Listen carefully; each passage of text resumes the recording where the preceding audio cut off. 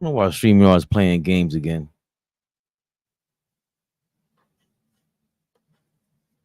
Why you playing with me, man? Watch out, my outfit's ridiculous. It really isn't, but you get the point. Hold on, who's just texting me? I like using my phone for the camera, but I kind of like this camera angle. I'm looking down at you like this, like this, like this, like this. Nobody's coming in here. Twitter's not being alerted. What is happening right now? There we go. 2 people in the building on YouTube. 2 people in the building on Don Dropper. 1 person in Fabian Perspective. You can see all this on StreamYard. Hey, y'all. If you want to start a podcast, click the link in the description. It's a StreamYard link. Tap that link. If you tap it, we get a referral code to you, and we get paid for it. I think it's like $25. I ain't gonna lie to you. That ain't what I do. I don't lie to you, baby bubba. So if you want to start a podcast, click the link in the description and start one on StreamYard.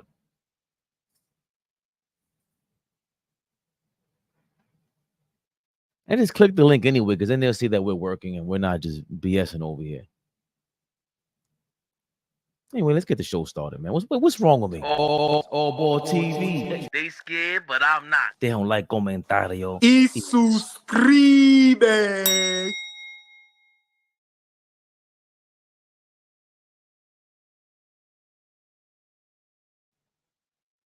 Yeah. Yeah. You know who I be.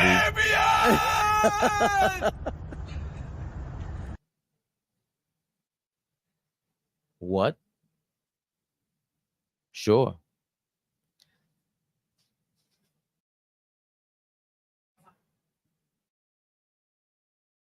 Hey, yeah. Well, you know what we're all here for, man. You see the thumbnail.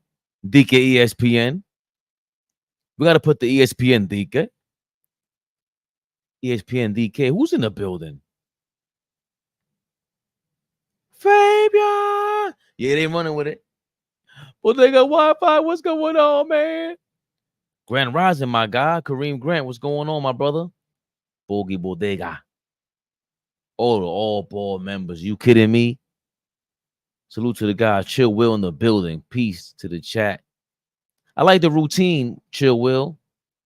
It makes me feel at home when you put salute to my guys, peace to the chat, and you put it just like that. Knicks Rehab, let's get to it. Routine is everything. Cleanliness is close to godliness, they say. And I've been a little ungodly.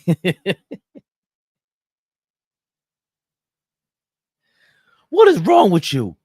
Beeman boy, what's going on, my brother? Let's go, Knicks. Hey, man, let's talk about it. Hey, man, let's talk about this. Let's talk about this. Talk about what? Talk about this.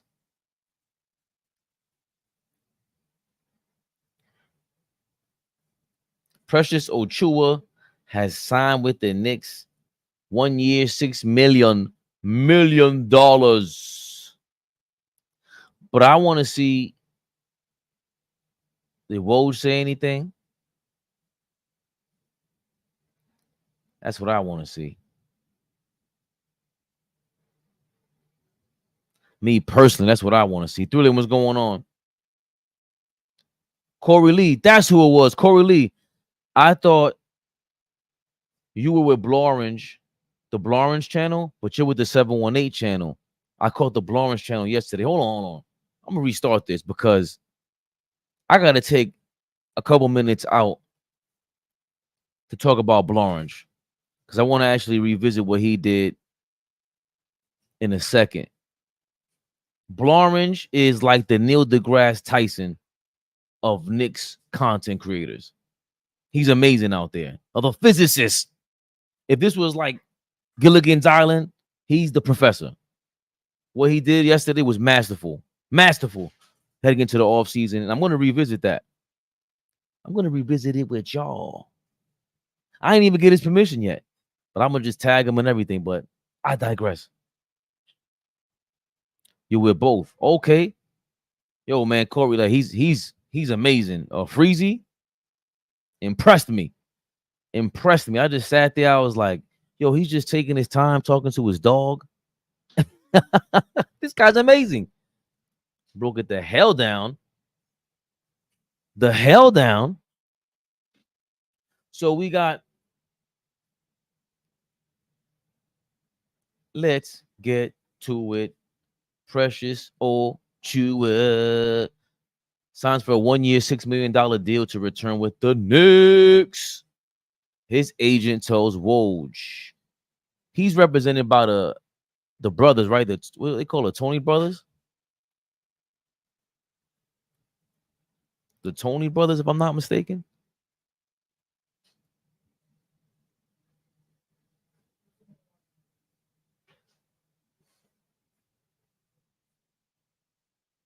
Hey.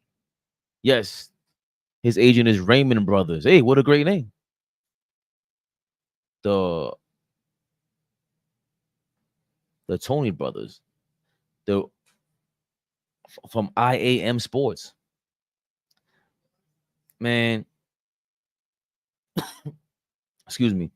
Precious signing relieved a lot of us this offseason, right? We was always waiting for news nowadays. And we have our backup. We all like Precious, and Tibbs must like him to be able to re-sign him, but it is a 1-year deal. It is a 1-year deal for Precious Achiuwa, $6 million.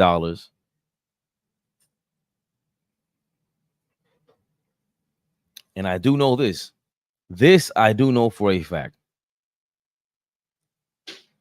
Precious Achiuwa, if he wanted to,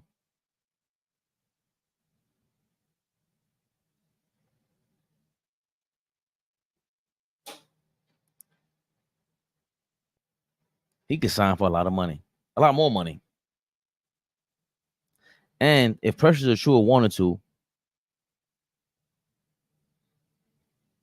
he could afford a bunch of factor meals.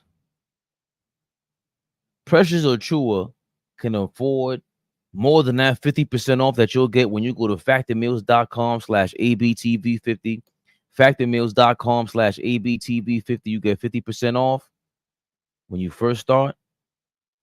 Clicking that code, clicking that link. It's in the description. That second month, you get 20% off. Make meal planning easy again with Factor Meals. Get your factor on, baby.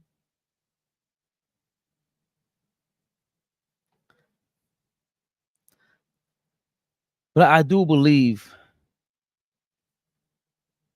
if it's a 1-year deal for Precious Achiuwa. Bye. Have a good day. Love you.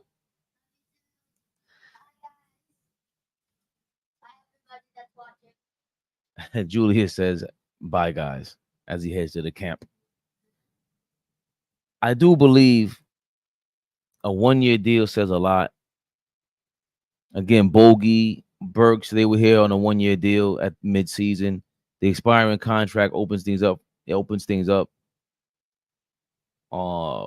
Maybe Danny Ainge is interested. Of course, the Hornets, Nick Richards, another possibility. I was looking at Day'Ron Sharpe highlights yesterday. I want nothing to do with Day'Ron Sharpe. He looks like a poor man's. What's the guy that just went to the 76ers? Drummond. Day'Ron Sharpe was like a poor man's Andre Drummond. That's what I believe, Gregory Lee. They're going to flip him in February. And then depending on his deal, I think if you sign a 1-year deal or depending on the contracts, you're eligible to be traded early December. And that all depends on what kind of deal you sign. But I don't think any of us are thrilled with just having, Precious Achiuwa back there backing up Mitchell Robinson against the 76ers. I'm fine with that. The OG Mitchell Robinson, Achiuwa trio, they shut Embiid the hell down, but they're not the only competition out here out east, right? They're just not. And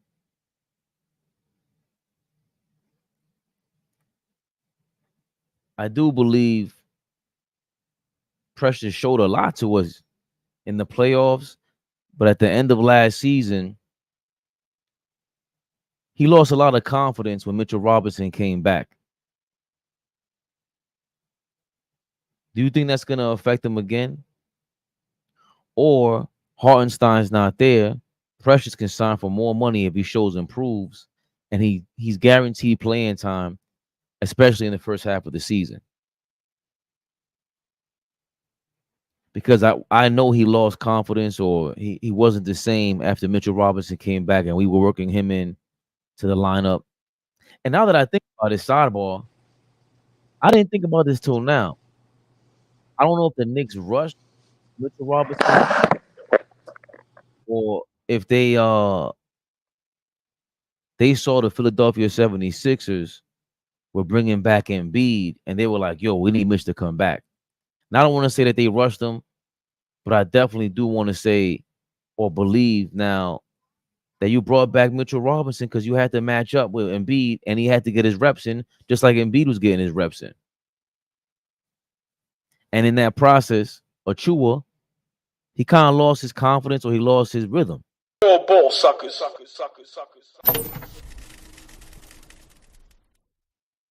You know what that means. You know what that means. You know who's in the building. Listen, man. I hear this nonsense you talking, man. Precious, if we had to go against Philly with Precious Achiuwa as the backup, we would not have had a chance. Simple and plain. I don't get it. He was the backup. He played 2 games against the Sixers. Right. But my thing is this. All right, you telling me if he was the backup and Mitch never played in that series, we win that series? No, I think maybe I misspoke. I think the reason why they brought back Mitchell Robinson at the end of the season was because they saw Joel Embiid coming back for the 76ers. Because remember, Mitchell Robinson was trying to sign up for the thing where you get injured. And if you get injured for the season, the Knicks would have been able to sign some insurance clause and they would have got the money back. So since that didn't go through, that meant that he was coming back or he was on his way. So once he was on his way back, it was like, all right, you just had surgery. I don't want to say they felt like they rushed Mitchell Robinson back, but I did kind of feel that way, right? Because Embiid was coming back. So they were matching him up with him. I'm not saying that was the wrong move. I'm saying that's the reason why Achiuwa lost his confidence. Well, I mean, I'm gonna be honest with you. I don't know why he lost his confidence. I don't see how Mitch coming back has you lose your confidence. Like I don't understand that. For one, if Mitch is healthy, that your minutes will be limited. Like he has to know that. Like everybody has to know that. So, Precious Achiuwa is gonna always be in a situation where you just gotta stay ready. And when you get on the court, you gotta produce. You gotta make us believe. So I don't understand how his confidence, can waver like that. I really don't. Because once again, it's not like you was the guy and somebody's replacing you. Nah, remember when you came in with that package deal with OG, like I told you, nobody even knew who you was. Only person that I can say that knew who he was Flea. I didn't hear no other analysts, no commentators, no professional, nobody. People said we traded for OG. Nobody even mentioned Precious. So I you know, I don't understand how his confidence can waver like that. He's always going to be in that situation until he proves that he can be like, you know, a guy that can get 20 plus minutes with the team fully healthy. He's there to get that opportunity because guys are hurt. Now, if Mitch comes back, he has to understand that. So I don't understand, you know, why his confidence was low. I don't understand that. Well, I don't know about you, but if tomorrow I wake up and Knicks Rehab is on, and you send me the link, and we got a new host out of nowhere, and my role has changed on Knicks Rehab, I'm gonna have to adjust. I'm not gonna lose my confidence because, you know, I got a little swagger to me. But Achiuwa is not a superstar. We don't think he was that. Like you said, big flea, never the little one. He's the one who believed in Precious coming in here. He wasn't just a throw in, you know, things of that nature. But remember, Hartenstein was here, so it was Hartenstein and Mitchell Robinson getting big minutes at the stretch ending stretch of the season. His role changed. He went from having all these minutes to, oh man, I'm only playing 20 minutes a game. I'm gonna look at his log right now. Who you talking about, Precious? Yeah, Precious. Yeah, but how many times we see them on the court looking lost, looking nervous, looking scared? That's what I'm saying. Before Mitchell Robinson came back? I'm just saying in general. Whether Mitchell Robinson came back or not, I'm just saying there's times on the court where he looked lost, where he looked precious, pun intended. I'm just being honest with you. Bye, babe. Love you. Head on the swivel. You know, so for me, you know, guys like that, their confidence is supposed to stay high. Because once again, you know the position you're in.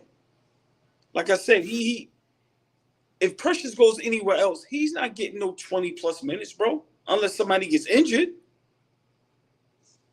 Like, we have to start being honest about this. Do I like Precious? Yes. Pause. Do I want him with us on the team? Yes. But we know damn well Precious is not no legit backup center. And we know damn well if everybody's fully healthy, Precious will struggle to get minutes. That's just a fact. So from January 20th until I'll say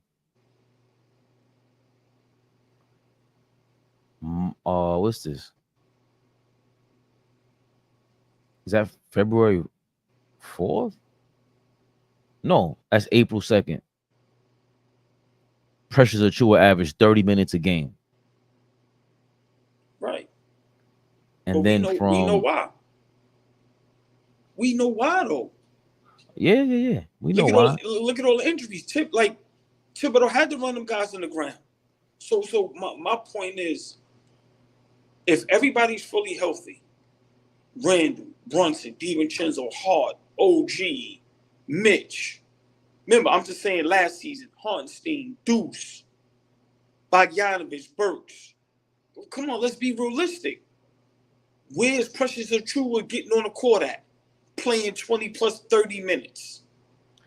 Well, I'm just speaking to why he looked lost towards the end of the year. And at the end of the year, he started averaging for the last 7 games, he was averaging 12 minutes a game. And that's when I believe he started looking lost, really lost. I'm not saying that he should look forward to having 40 minutes a game. I mean, he had games where he played 40 minutes, 43 minutes, 42 minutes, 39 minutes. And that's a lot of playing time to really go out there and do what you. I mean, he had 15 and 14 games. He was 18 and 11, 8 and 17, 15 and 13 and 16. He had major games. All right, but are you telling me Precious doesn't understand why he was playing those big minutes? What was the minute? Hold on. What was the minutes Precious was playing in Toronto? I don't think he was playing any. I'll go to that. Right, that's my point. My point is, Precious Achiuwa is a good player. He belongs in the NBA. But we're not going to sit here and act like, why is his confidence lost when Mitch come back? Mitch isn't replacing you. You was Mitch's replacement, and because of the injuries. once again, fully healthy with our roster, Precious Achiuwa is not getting on the court unless we blowing somebody out. Or unless, Tibbs got to switch up some matchups or something. But come on. So for me, guys like that, you got to stay ready.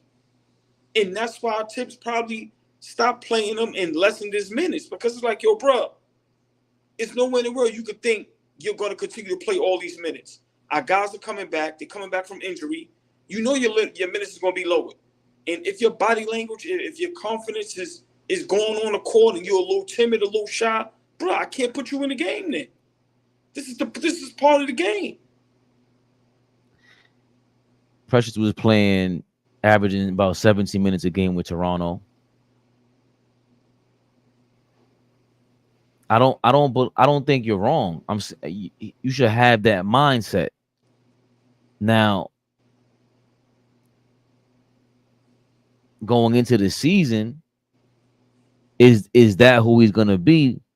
Or is he going to go back to playing these 20, 30 minutes of games for us and looking like what he did in the playoffs, what he did earlier in January, February, and March? He's gonna have a chance to get a lot of minutes. He's gonna have a chance to really up his stock at the first half of this season, because all of us expect him to get traded on a 1-year deal. I know some people are saying that you can't sign him and trade whatever, but everybody's a fake capologist now. They want to go copycat this guy. I think they know how to make trades. But it's an expiring deal. It's a 1-year deal, the same way we traded for Alec Burks and Bogey last year. They want expiring deals. So I'm not saying you're wrong. His mentality should be exactly what you're saying. And on top of that, not just your mentality, when you get on the court, we got to see you follow through. Because the plan, you're not part of the plan, really. He knows that if you're on a 1-year deal, that's all signs right there pointing to you're not here we don't have you in the long-term plan. So if he doesn't think how you're thinking, then he's already in trouble, and we're in trouble with him. But I do believe I like what I saw in January, February, and March right there when he did have playing time. I think it was tough for him to adjust. Oh, boy, you ain't trying to hear that though. Nah, not at all. I don't. Like I said, man. If I'm a guy that, I'm kind of a journeyman. Like I said, nobody even knew who Precious was when we traded for OG. So for me, in the NBA, in any sport, when you're not the star, the superstar, or like a vital, player to a team, you got to understand your role. Look at Alec Burks. Didn't play the whole joint. Popped up and showed up. Guys like Precious, no matter where he goes, he has to always have his confidence high and just be ready. There's times you may not get no minutes. There's someone get injured. Now you play a vital part in the team. When that player comes back, your minutes go back down. But you still have to maintain being ready and having your confidence high. Because coaches watch all of that. That's what a great coach is. Watching your body language. And for me, I don't see why Precious, like I said, he should always be ready. And there's too many times on the court, like I said, many games, he played big for us. But there was also some games where you look at him on the court and he looks lost. And he looks like he doesn't belong out there. Just being honest. And once again, guys like him, Hartenstein, certain guys, right now, losing Game 7 at home to Indiana, I still feel some kind of way. Y'all couldn't pull it out for my guy Brunson, pause, straight up. So for me, like I said, I don't understand how, you feeling for someone because they're hurt. Now when they come back, your minutes go down as if you didn't know that was going to happen. So your confidence, nah, that's no excuse. That's no excuse. I'm sorry. I mean, excusing someone and it being the reason is two different things. Like, that's the reality of things, and we got to watch out for that. But CAA Mafia made a great point just now. Hartenstein took 2 years to adjust. Who was Hartenstein when we signed him? A journeyman.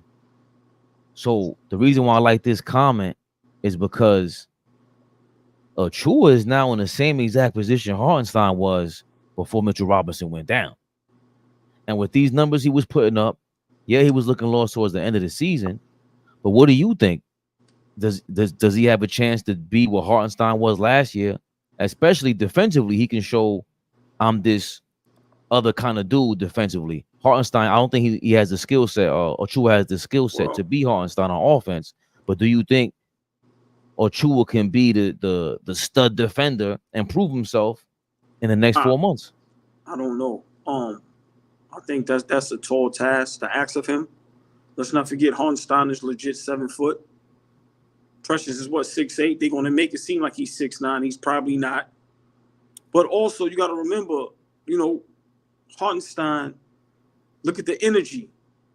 You know, look at what he brought to the table as far as, you know, the yelling, just everything. Precious seems a little shy. So, you know, for me, I don't see him doing what Hartenstein did. You know, like I said, I see him contributing, but what Hartenstein did, I don't know if Precious can live up to that. That's going to be tough. So that's going to be tough. Because listen, can he guard Porzingis? Can he guard Embiid? Can he guard Giannis? Which none of them guys can be guarded. But I'm just saying, like, listen, man. Guys like Miles Turner. I'm just talking about guys in the East. With Jared Allen and what's the sidekick? Jared Allen, Evan Mobley. Right. You know what I'm saying? Like, these are the guys that Precious is gonna have to guard. The big man over there in Orlando. You know, so even the young kid I like over there in Brooklyn. So, you know, is he gonna be able to guard these dudes? You get what I'm saying? So a million percent. I'm saying based on what you saw last year. Remember? No, I don't see him doing what Hartenstein did. No. Well, remember, not what Hartenstein did offensively. He's not gonna fill in for him and be the passer that he is. Nah, I don't see that. No, just being honest with you. No. I like what he did against Embiid, man. He can be the athletic guy, not just Embiid against Boston. He's gonna be able to switch up. He can get out there and guard. Boston got Tatum, Horford, and with Porzingis, Achiuwa can guard those guys easily. You know, Derek White's gonna give him problems. Jalen Brown's gonna give him problems. They're guards, and Tatum's gonna give him problems. Don't get me wrong, he's Tatum. You saying he can guard those guys easily is crazy. Let's not forget Embiid was hurt, bro. Like, so let's not act like Precious Achiuwa guarded a fully healthy Embiid. Like, and that's my thing. Like I said, it's no knock on Precious. I'm not trying to violate or disrespect him. But once again, if we're talking about these guys we're naming fully healthy, bro, Precious don't have a chance, man. And that's the position I didn't want him to be in, where he's our legit backup center. Nah, that's unfair to him. That's unfair to him. So for me, you know, he's in a weird position, man, and I think he's in an unfair position. To me, he's not a backup center. He's just forced to play that position. But, bro, how are you a backup center at 6'8", maybe 6'9"? Bro, Embiid, dudes is 6'11", 7 foot. Dudes is 2 and some change plus. Precious ain't a big dude. Pause. Like, so to me, that's where Hartenstein on the defensive end kind of held his own a little bit. But look what Embiid was doing to Hartenstein, and Embiid was injured. If Mitch don't come back hobble, we lose that series. So as good as a game, as good as Precious did, bro, he wasn't going to be able to do that for no 6-7 games against Embiid. I disagree. I think Embiid's Achilles heel is the athletic forwards, because they don't fall for his BS. That's why when they bring up Akeem, when they said he was the new Akeem Olajuwon or better than him, I said, yo, are you guys smoking? He was injured. Akeem? No, wait, bro. Listen, I'm not doing no Akeem comparison. I'm not even. Yeah. No, I'm just saying. You know, OG. Everybody falls short of Akeem Olajuwon in my book defensively. That's the different level. That is the God level. But OG comes close to that. So, and the guy OG, when we saw him. I know you're high on OG. Let me just understand what you're saying. Hold on. You're saying OG comes close defensively as Akeem Olajuwon? Yeah, in terms of going overboard, Fabe. Listen, defensive player of the year. To me, what I saw, bro, he guarded Giannis, Embiid, and Joker in the regular season, healthy. This wasn't Embiid in the playoffs on one leg with that they keep talking about. They keep stressing over with the one eye, whatever it was. No, I seen. Oh, that's what made me go. Oh no, this is incredible. We're going to the championship. That is championship caliber defender that sways everything. Now, hold on, no. Let's stay there. Yeah. Akeem Olajuwon might be, some might have him as the greatest, but he's definitely top 3 greatest defensive big men all time. Yeah. Do we agree? I think he's the best defender ever. Okay, cool. Now, to say OG is close to that, is OG better than Ron Artest defensively? My opinion, yeah. You lost your mind. He ain't even got a defensive player of the year yet, bro. Right, but all I can go by is the sample size with OG. That's all, and it's because it's not fair to Ron Artest to even say that, because Ron Artest got a whole career. You know what I mean? Like we can't say we rate their careers right now. I'm rating OG above Ron Artest. How long OG been in the league now? 5 years, 7 years. Right. So I mean, you can go to Ron Artest's first 5-6 years, and when did he win a defensive player of the year? And I'm saying Ron Artest's first 5-6 years, he's a better defender than OG. We ain't got to go career. You wrong on this one, bro. I love OG, but I'm not going that far. I jump on the ledge with you all day. You're on the ledge by yourself with this one, bro. That's cool. But that's he's the reason why when he got here, I saw his defensive play, and of course on offense he opens things up. But you got a guy that can guard everybody. Ron Artest was not guarding centers. Maybe in this era he could, because he's strong enough to go guard Embiid and handle Embiid, and he's athletic.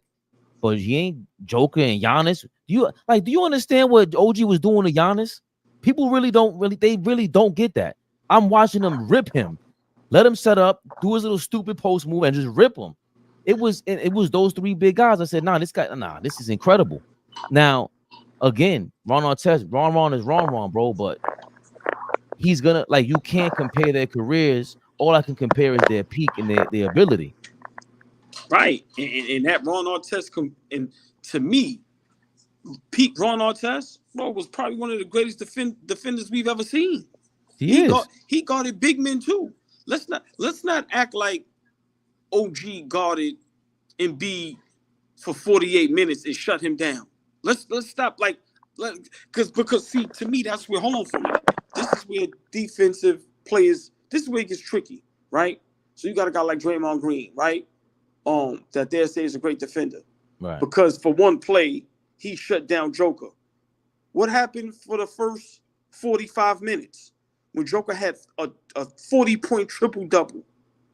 I'm not saying OG is not great. I'm not saying he'll become that. But it's no way in the world I'm going to sit here and say OG is one of the greatest defenders I've ever seen. I can't agree with that. I'm sorry. He's great, but I cannot agree with that. And if we going by his first 5-6 years, and we can go by other players' first 5-6 years, it's no way in the world I'm agreeing with that. I'm sorry. And that's where we disagree. I'm not going by the first 5 or 6 years. I'm going by what I saw the last 3 months when he was on the court. That are just ability, because that's all I could go by is his potential. There's no way I could argue with you that he's a better all-time defender than Ron Artest. That's mad disrespectful. You cannot disrespect Ron Artest. Wait. Hold on. Big flea, never the little one.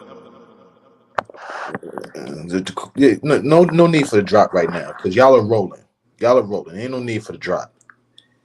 How can you go off potential with this dude? We've seen a large sample size of who he is. Now we still talking about potential with OG? Well, potential in terms of this is what I've seen on the court, and we project something. We can't possibly say he's gonna go down as a better defender than Ron Artest when Ron Artest's career is cemented.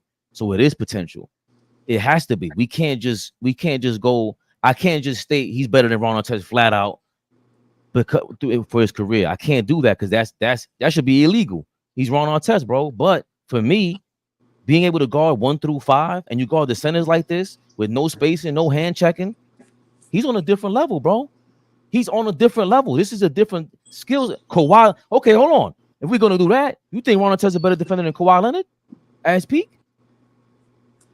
I think Ron Artest peak. Good morning, OG. I'm bugging. Good morning, OG. Morning, Flea. No, like you said, let's go, because this is I love this right here. Good morning, Flea. I mean, for me, Ron Artest's peak as a defender isn't as long as some of these other great defenders we're talking about. I would say that his peak as a defender is not as long, but when he was great, he was top. He was the best in the league. But that didn't. I don't think that lasted for very long. I thought Ron should have been the best defender in the league for a decade. That didn't happen. Oh, so wait, so you're not so high on him then? I'm high on him, but I don't. Right. I think he left some stuff on the table with as a defender. Hold on a second, old boss. But so you got Kawhi defensively for you is that's a notch above Ron Artest. I don't think he left nothing on the table defensively. Now, for me, I totally disagree. I think Ron Artest was a better defender than Kawhi Leonard. I agree with Flea saying he left a lot on the table, just, a lot of things outside of basketball, and then, just him being the true warrior. You know what I'm saying? Big shout out to him, Metal World Peace. Don't want to be disrespectful. But at his peak, like I said, he was a great defender even from high school, up until college, up until he got into the NBA. Like I said, this is no knock on OG, but when you say, OG is almost as good as Akeem Olajuwon defensively, I cannot agree with that. Well, I cannot agree with that, bro. But I'm talking about in terms of if we're comparing anybody in this era, you can only go with the Defensive Player of the Year guys who have the potential to win that award. And then, all right, those are the guys that come close to Akeem, because Rudy Gobert's such a fraud that I don't like. What I think about that award right now, but the guys that should get it, the Anthony Davis when he's healthy and he's on and clicking, he's close to Akeem Olajuwon. Like, Akeem Olajuwon's the god. So let me ask y'all this: defensively, Drew Holiday, OG, who's better? For me, I got OG. Drew Holiday's not guarding 1 through 5, bro. I'm not. See, no. We not. Listen, we gotta stop with somebody's going 1 through 5. Like when they used to say that about LeBron, it's like, yo, bro.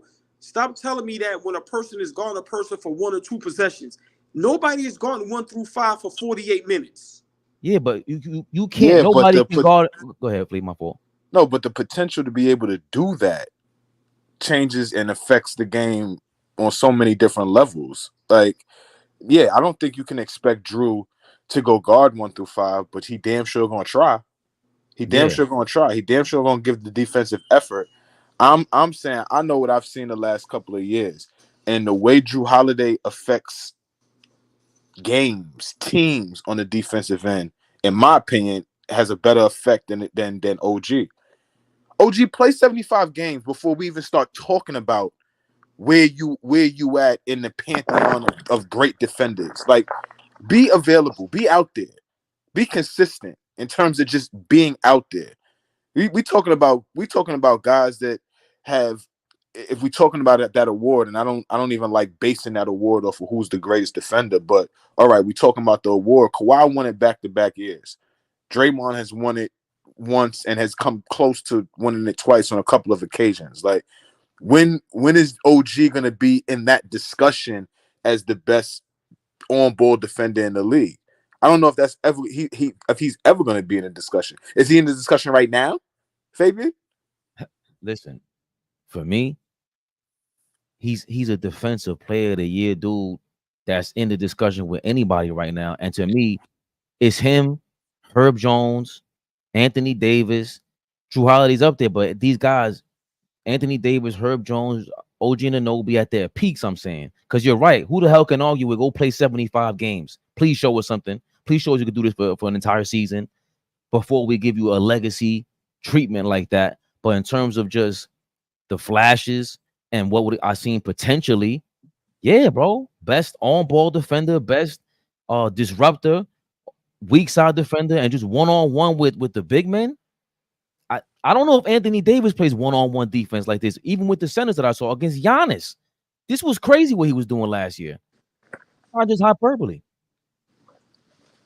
I just heard compared to Akeem Olajuwon, so I don't want to argue about all the other points, but with that one, I'm definitely pulling back on that. Pause. I mean, we could do that, but and I'm just saying in terms of when we compare the greatest, LeBron's gonna get compared to Michael Jordan or whoever it is. They're comparing Ant-Man to Michael Jordan because he looks like him. It ain't even realistic. Ant-Man does not have a chance to be, in my opinion, does not have a chance to be a top 10 2 guard all time, let alone the best. But they do it anyway. That's hate. That's hate. That's not. Listen, first of all, I was bigging up Ant-Man, but that's not hate. That's just, bro. When you went to him with you just compared OG Anunoby to the greatest defender of all time. Greatest defender of all time. And now Ant-Man can't be a top 10 2 guard of all time when it's all said and done. After you just talked about OG Anunoby. All right, Fabian. All right. I'm talking about his talent, his skill set. From what I've seen, it's close to the greatest than Ant-Man being close to the greatest. So the way y'all talking is like this is now. So Ant-Man's gonna be a top 3 2 guard of all time. I don't see that. Where do y'all get that from? You went from top 10 to top 3. You see Hold what on, you hold do? on. No. I just wait. See what I'm saying? I just said we compared him to Mike. That's what I said. OG's going to be a top 3 greatest defender of all time. Listen, he has more of a chance. Don't stumble and fumble. Ain't nobody stumbling and fumbling. Y'all are. Ain't no y'all are. OG Anunoby is never going to be ever a top defender in NBA history. Ever. Guys like Dennis Rodman and all it's never going to happen. He's the only thing stopping OG Anunoby from doing any of that is injury. That's it. Rodman, all these guys, bro. He came. Oh no. What means nothing? So this guy came to the team. We broke records when he got here. Before he was here, we were not feeling like this. Fabian. We were not.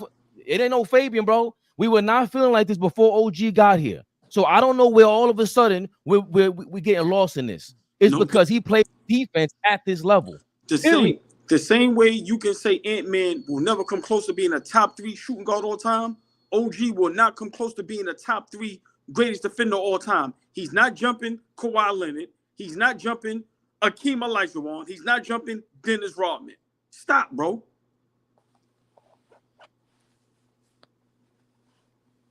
I just want to make sure y'all got that all out. I'm just saying. For me, you can't possibly. And again, I was saying this back then, and y'all laughed at me. I'm not worried about Randall going down. And if we were fully healthy without Randall, we winning. Correct. You're correct. Okay, so how is that possible? You can't have Brunson, a one-on-one player, not a great defender, just your best player, and not have no defenders out there. And on top of that, we got, in my opinion, maybe the best defender in the game right now, and he comes close to the all-time greats from what I've seen. So I just need to hear you. Let me slow down. I just need to hear you say this. I'm sorry, Flea, because now he got me stumbling and bumbling and fumbling. Exactly. See? Yeah. They're on the ropes. You telling me when it's all said and done, OG could potentially, let's just say, be top 5 greatest defenders all time. Above the glove and everybody. Bro, he's already shown. I'm asking. Hold on, wait a minute. Wait a goddamn. What? You think Gary Payton played defense like Kawhi Leonard? You think like these guys affect multiple positions, bro? I love Gary Payton. I love Jason Kidd, but Jason Kidd's not guarding 1 through 5. I just asked a simple question. Do you think when it's all said and done, he will be top 5 greatest defenders all time? For me, he has that caliber, bro. If he's not injured, this is you don't get to sway the way a team goes, the direction of a team like that without being that great, bro. You just don't. And this is why it pisses me off that he's injured like that. And you sign for $40 million, you got to show up. I get all of that. I'm with that. But that's the only reason why he won't go down as one of the greatest defenders of all time. And he won't go down in the same category as Kawhi and them. Like, I'm stressing it, bro. Like, what he did to Giannis was just incredible. It was incredible. What he did to Joker was incredible. What he did to Embiid. Got to get a DPOY, bro. I'm sorry. Okay, you cannot go down as I don't that award, for me, that award don't mean shit when we trying to. I disagree. But he's saying this, Flea, but he's saying he got to get more of those, at least be on the list way more times. So I get that. Like when we're looking at Scottie Pippen, I was looking at Scottie Pippen's stats yesterday, bro. He was on the MVP list, top 10 for 8 straight years, or 8 out of the 10 years in the 90s. He was he was on the all defensive team for 9 straight years or whatever it was. Like, he never missed that. And of course, he was healthy and everything. But that to me is the caliber that OG has, not the MVP side, but definitely to be on an all defensive team if he's healthy. There's no way Toronto trades him if he was healthy. I don't think so. There's a bunch of guys that never won Defensive Player of the Years that are great defenders, that should be considered great defenders. Scottie Pippen didn't come close. And he's considered good point. He's considered one of the greatest defenders of all time. Like, there's guys out there. Ron Artest should have won the award many more times. Like, there's guys out there that win this award, and in my opinion, I don't think it's justified. Marc Gasol was a good defender. He was not a defensive player of the year. I disagree with that. Especially with the team you had with Tony Allen and Zach there. Yeah, that and Conley. You played on one of the best defensive teams, but were you the best defender on that? I don't agree with that. Damn, so, I never even hold on. My fault, boy. I never thought about it like that. I never thought about it like that. Tony Allen's better than you, Zach and Conley at their positions, especially. That's a great point. So to fix my argument, I'm just saying the way Fabian is talking about OG, I think he has to get some of that under his belt. If he doesn't get a DPOY, you got to at least get 4-5 straight years of all first NBA defense. Like that. That's all I'm saying. He's not gonna get. Look, the most he only played 70 games. Bro, how can you be considered that? Hold on. Again, you can't just take one part of my statement and just run with it, bro. I'm saying if he's healthy, he's in that category. He hasn't played 70 games since his rookie season. The most he's played since then was he's played 74 games, 67, 69, 43, 48, 67, 50. How is that his fault? That's crazy. So hold on. How is what his fault? Yo, him having surgery and missing the finals is his fault. Him getting injured in his elbow like that is his fault. What are we talking about right now? So all of Kawhi's and all of them, that's their fault. Right, but Kawhi still got, but he still has, forget the rings. He still has the hardware. He still has the all NBA, the all defense. What I'm saying is, how many first defensive teams does OG have? Like, I hate this argument because we diehard Knicks fan and I love OG. But let's be for real. Let him get 3-4 in a row first before we start comparing him to Hakeem Olajuwon. Listen, man. Those are the guys on defensively. That's what he brings to the table. That changed everything. That's why we got Bridges, because we need somebody to spell OG when he misses time. That's all. It ain't like, to me, it ain't really that. But see, that's it. Deep. But that's it right there, Fabian. A guy who affects the game on the defensive end, like you say he does, and he does. I'm not disagreeing with that. But those guys that affect the defensive end are always out there when we need to get stops, are always out there in crucial games. Dennis Rodman wasn't nowhere to be found. Kawhi Leonard wasn't. Draymond Green, Ron Artest, like all of these guys are available and ready to go when it's time to match up against a Kobe Bryant, a Tracy McGrady, the top of the top at that time. When it's time to go against LeBron, when it's time to step up and have a good game against Kevin Durant. OG Anunoby, I don't know. You see spells, yeah, he could defend Giannis. Yeah, he could defend Joker. I need to see you in a 7-game series be able to affect that series and get us out of it because of your defense. You haven't shown us that yet. Okay, first year here. We got to give him some grace. I get it. Hold on, Fleet. Throw another name in there. Kevin Garnett. Just asking. No, Garnett is up there too, bro. Garnett defensively is he getting close to Hakeem. He affects the game. He affected the game crazy. What he did on Boston was just insane. That's part of the reason why they were a different squad. I just, again, if we're gonna keep arguing about him not being on the court, that's a different conversation. I can't argue against that. All I'm talking about is talent and his skill. He's a super dude out there on defense. We're not talking championship if he's not here. That's a fact. I don't know where this is going in a different direction, bro. I don't know anybody I'd rather have that play that plays defense like this. I just maybe I'm gassed up, whatever you call them, whatever you want, but I just haven't seen that. Damn,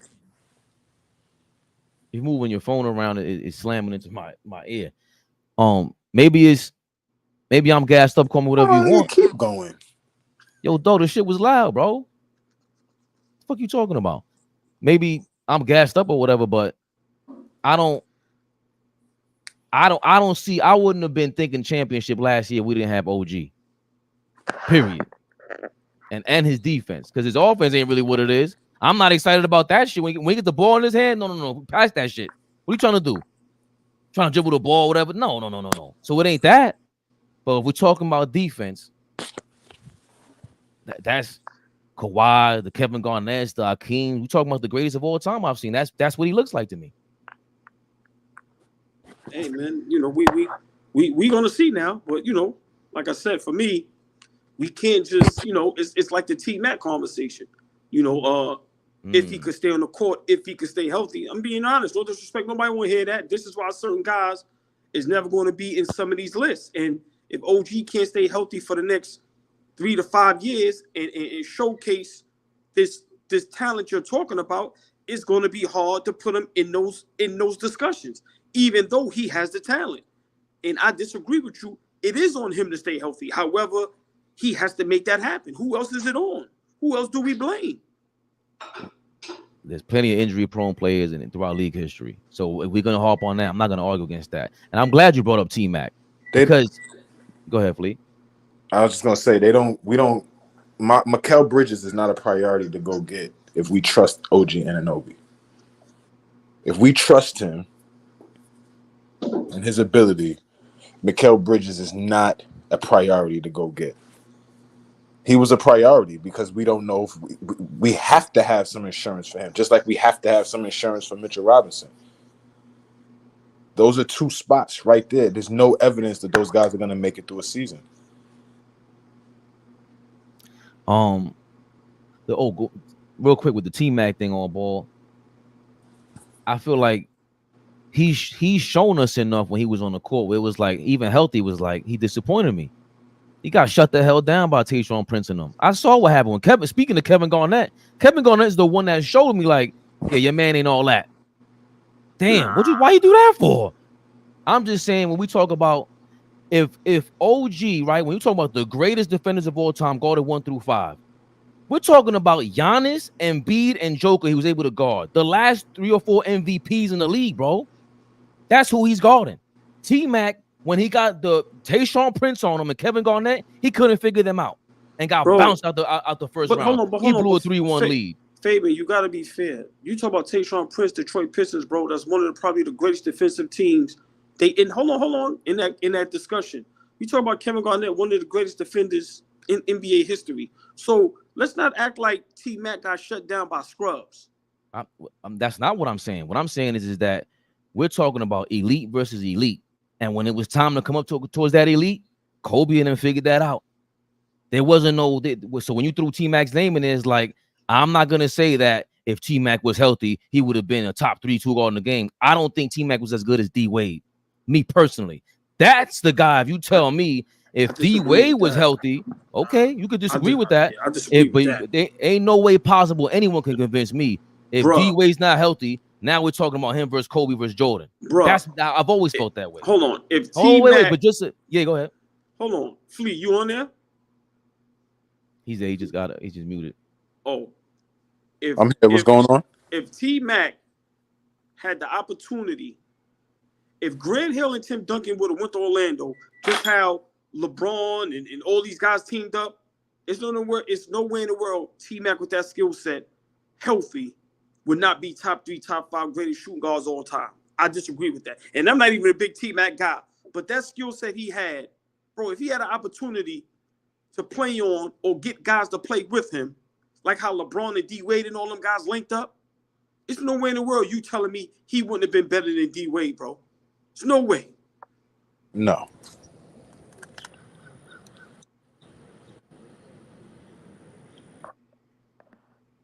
No, what? You with that or?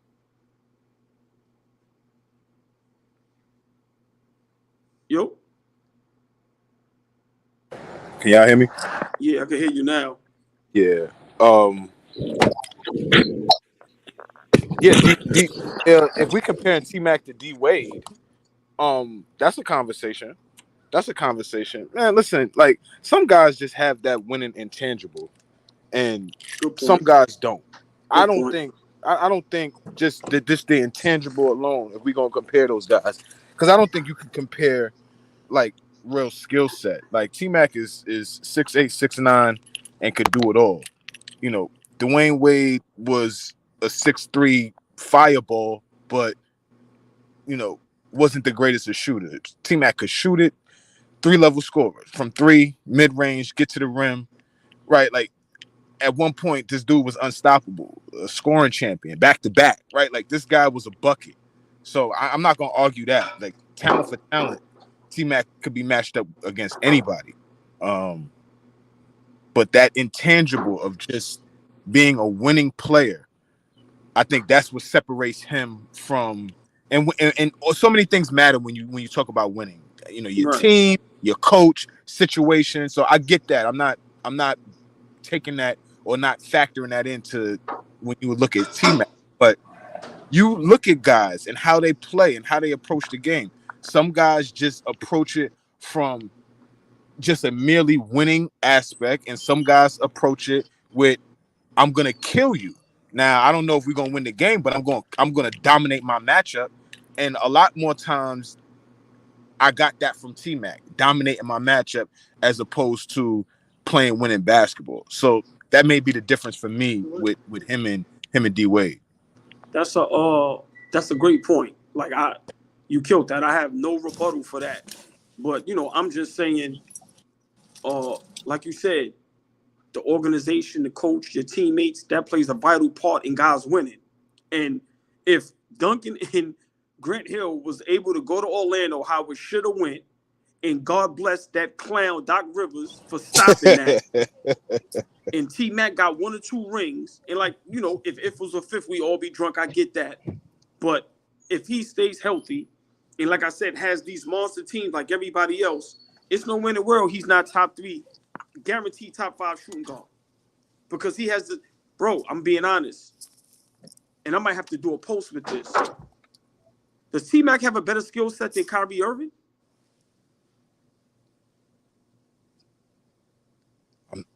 You see how I didn't jump out there and be like, "Oh hell no, no."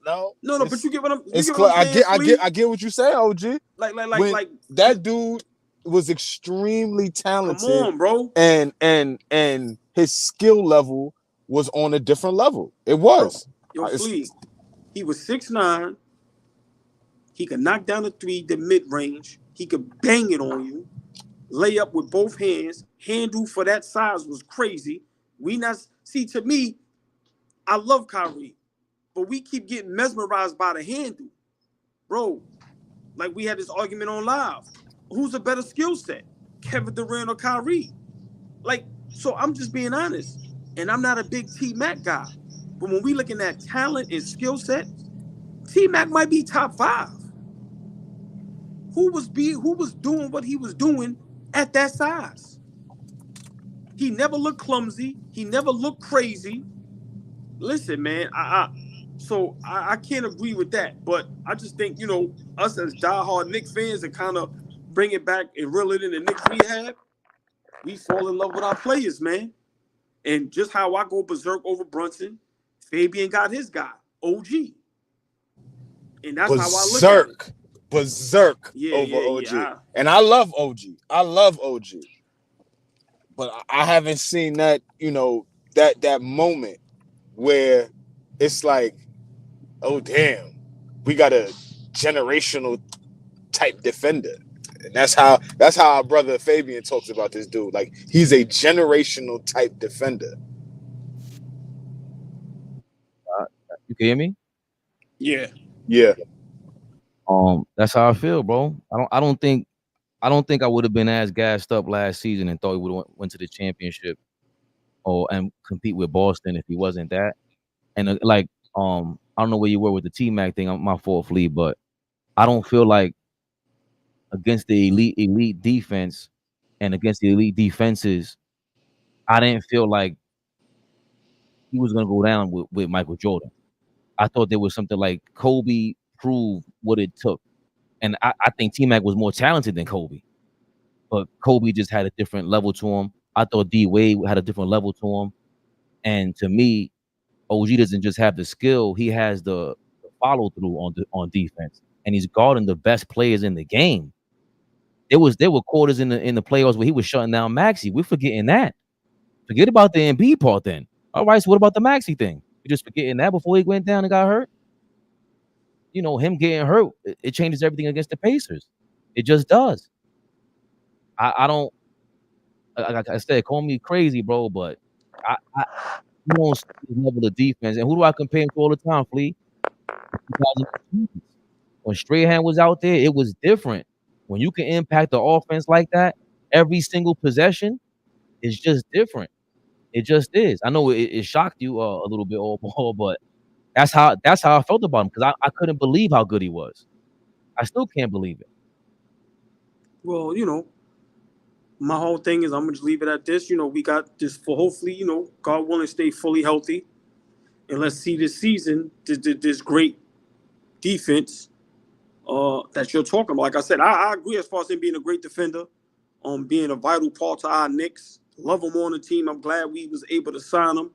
But like you said, now let's see. I can't knock you because, you know, that's your guy, and I go berserk over Brunson. So I'm the one to say there to tell you Brunson should have been MVP and he's the best point guard in the league. So, you know, but, you know, when we start saying certain names, like Akeem Olajuwon, you know, but what? Yeah, no, that's you know, that's me. That's the extra sauce because to me, Akeem is the statue, bro. Bill Russell, Akeem Olajuwon, pick your poison. To me, Bill Russell's gonna get the all-time. You know, he dominated the era, and Akeem was a hothead.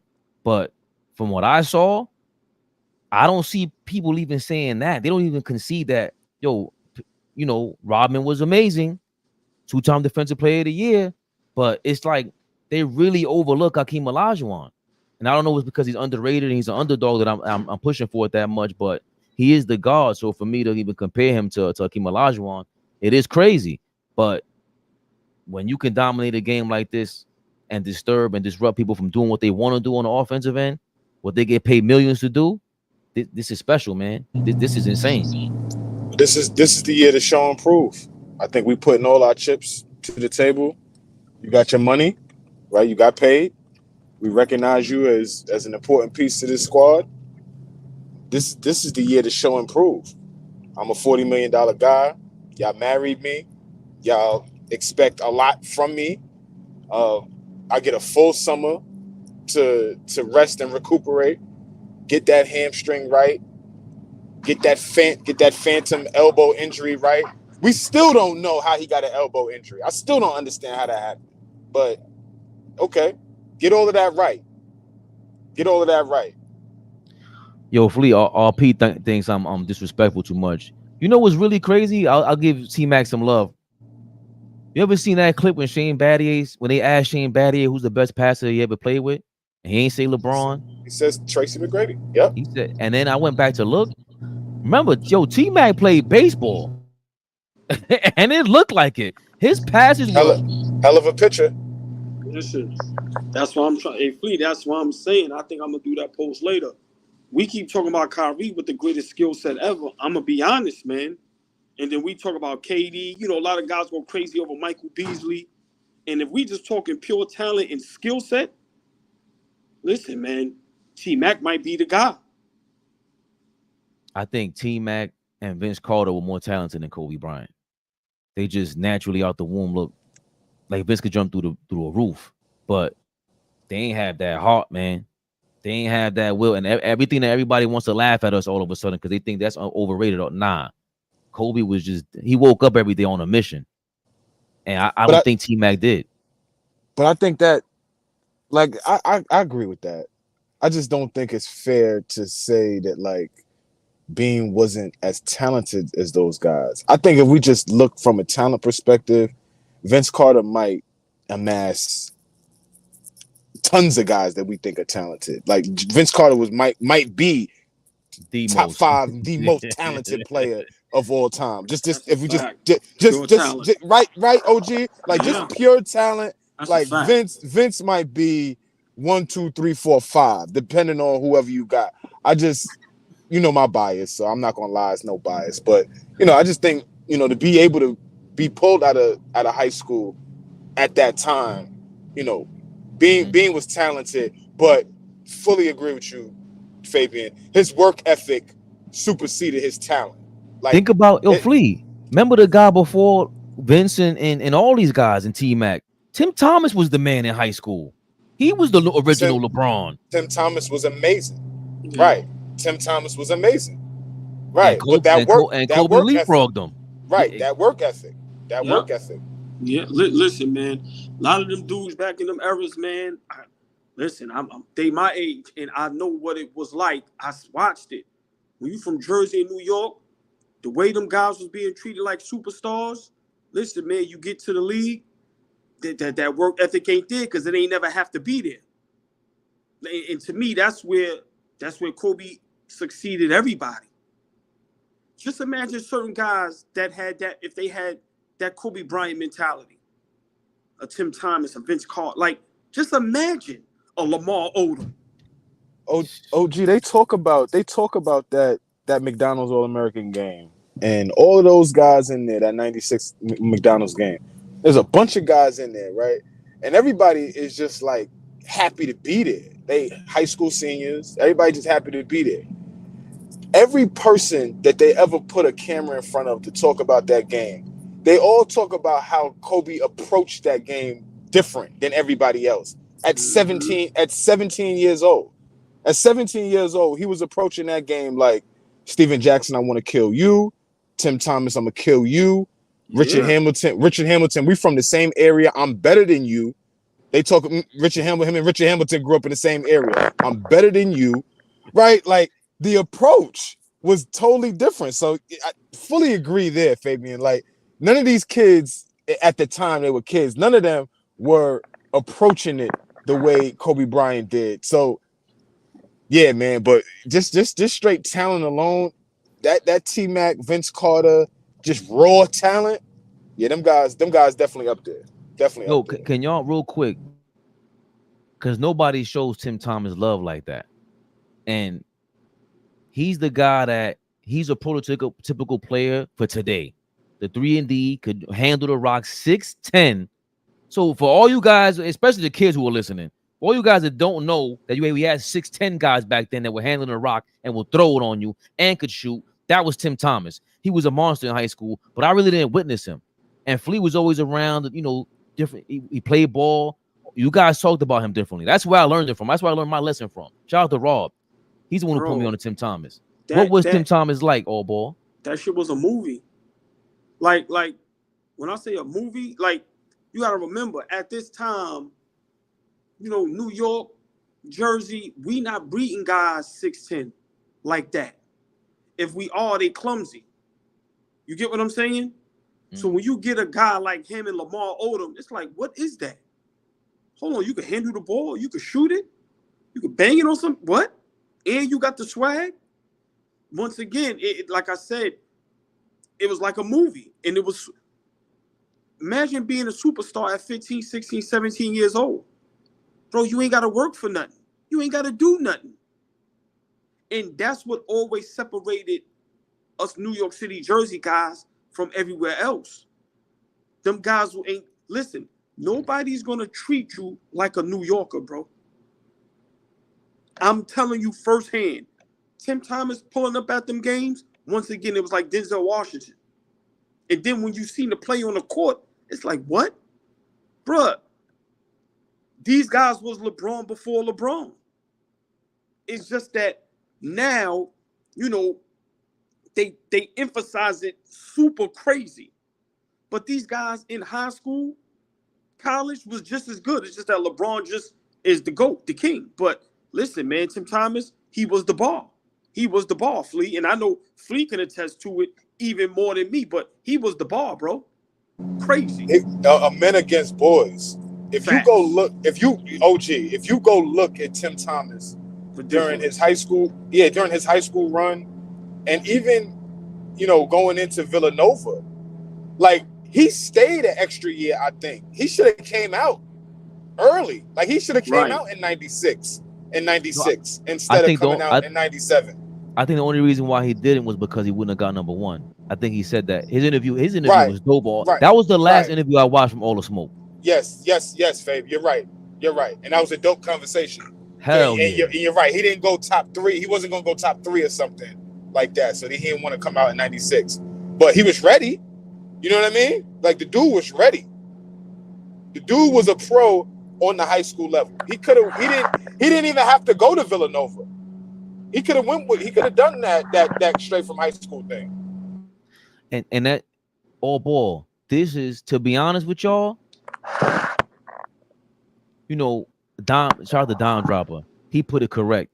This is our point of view about life, about basketball. And I always say Dr. J is the most influential ever, but it's because he crossed over, the streets with the masses. But really, if we're being real, this is the Mecca for a reason. Dr. J was a star here first, and they still wasn't talking about him. Tim Thomas, see, now it might sound far-fetched for y'all to compare Tim Thomas to Dr. J, but that's the level of star that he was. I had to get corrected in real time 20 years prior. Like, yo, hold on. Tim Thomas was a man-child in high school. Yeah, that's a fact. Please, all ball, speak to this. Back to that New York City topic where, yo, dog, look at shout out, God bless the dead. What's my guy from uptown? Cairns man from the same block. Who? Not Helicopter. You know who I'm talking about. He was crazy at the Rucker. He was like magic. Ali Mo. Oh God! Oh, come on, man. The Black. Oh, Ali. Oh, the Black Widow. Yeah. Insane. Listen, man. But please speak. Speak to even the Ali Mo and these guys. And shout out to the guy that Gilbert Arenas was making fun of him. But Lenny Cook, he fell for that allure, that the New York City scene.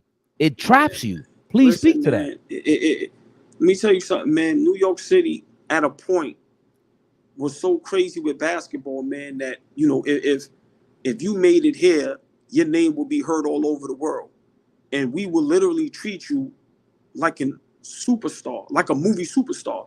Just imagine being between the age of 15 and 19, and everywhere you go, you don't have to pay for nothing, whether it was clothes, sneakers, your cell phone bill, food, and everywhere you went, the crowd showed up for you.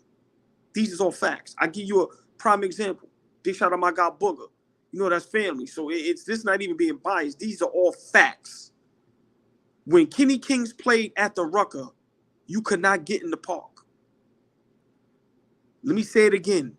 When Booger played at Rucker, you could not get in the park. Remember, this is at a time where the payphones work. We ain't had no cell phones. You had beepers. The word spread in 15 minutes. Just imagine you at a park and the park is empty, and in 15 minutes, you can't get in the park. This is what New York City was, man. And then, like I said, just imagine being a movie star, and everything is at your disposal, from females to the big-time drug dealers that gonna give you anything you want. You driving cars with no license. You getting in the clubs at 16, 17 years old. Bruh, this is what New York City was. And these guys, they felt that, lived that. And to me, that's a gift and a curse, because then now what happens is you think everything should be handed to you. Now you think you don't have to work hard. You think you don't have to work out and stay in shape. You could smoke, you could drink. You messing with the girls, the nightlife, you ain't getting no sleep. And this is why a lot of them, their careers didn't pan out like a Kobe. You get what I'm saying? Look, like a Vince Carter. Go ahead, Flea, if you want to respond to that. No. So I like the closest experience I had. I grew up in Cambria Heights, Queens. I grew up right up the block from Andrew Jackson, which is now Campus Magnet. So the era that I was growing up in, that superstar allure was put on Sebastian, right? So I was able to watch. I was there for that too. Go ahead. You know what I'm saying, OG? I was in high school when Sebastian was in high school and how he took over the city. He was great. He was great. I watched Stephon Marbury sit down and talk. And Steph said, and it wasn't a shot at his cousin, but Steph said, my dream was to dominate in the NBA. Can y'all hear me? Yeah, I can hear you. He said, my dream, Stephon Marbury said, my dream was to dominate in the NBA. My dream wasn't to dominate in high school. And he said, and I think that's what made us different, myself different from Sebastian Telfair. His dream was to dominate at Lincoln and be a hood star. But like you talked about, OG, the work ethic. The work ethic is where it changed between him and Steph. Steph didn't have the same. Now I'm a little younger now, so I wasn't able to watch Steph in high school. I wasn't able to watch Steph in high school, but from what y'all say, Steph was crazy in high school, no? Marbury? Yeah. Marbury was out of control. Right. I didn't watch it, but I know he was insane. Right. And so, like you said, we anoint guys as superstars in our, in New York City, or for just dominating at the high school level. And so many did it. Mizak, that's me. I said I grew up the block from Jack. I had Fabian and AllBall in the hood last weekend. It was around. They came through, popped out real quick. But hold on, Fabian, before I get out of here, real quick. I'm gonna say a name. Can y'all hear me? Yep, perfectly clear. Yep, we got you. Felipe Lopez.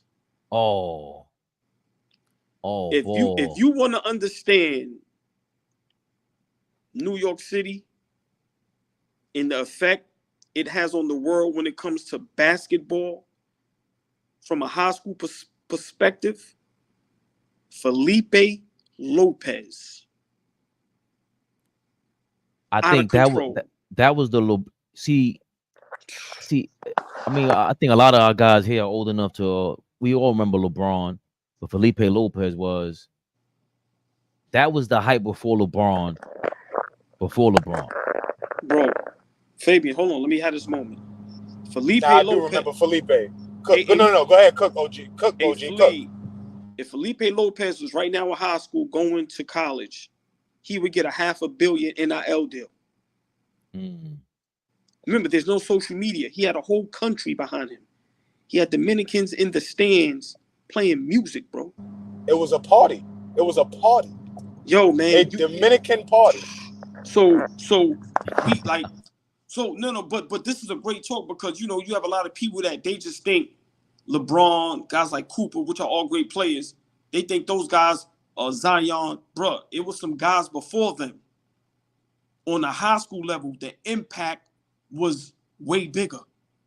Way bigger.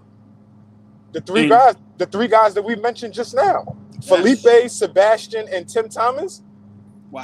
If some of these kids today were alive to see the hype without social media, OG, remind them about that. There was no social media. There was no jumping on the internet to watch. Thank you, Fleet. These people were captivating the country. Forget New York City. They were captivating the country. No, but these guys are. But it all started from New York. They was able to captivate the country all from New York City, bro. Yes, sir. And let's not ever forget that. New York City, this is what the city does. And just imagine, I'm gonna leave on this note, just imagine Felipe Lopez with Instagram and Facebook and Twitter. Are you kidding me? Insane. He might have cared more and been better. he might have been better when he went to St. John's. Was that his issue? Don't know. To be like, what's crazy with his situation? I don't know. Maybe he hit a ceiling. I don't know. But I'm just talking from No. You do know, OG. You said it right there. Yeah. You said it right there. The kid peaked early. he didn't go another level into the NBA. He kind of maintained the level he was at St. John's. And, you know, he was blessed enough to get drafted. But as soon as he got to the NBA, you could see the difference in levels, especially with his game. His game didn't go to another level.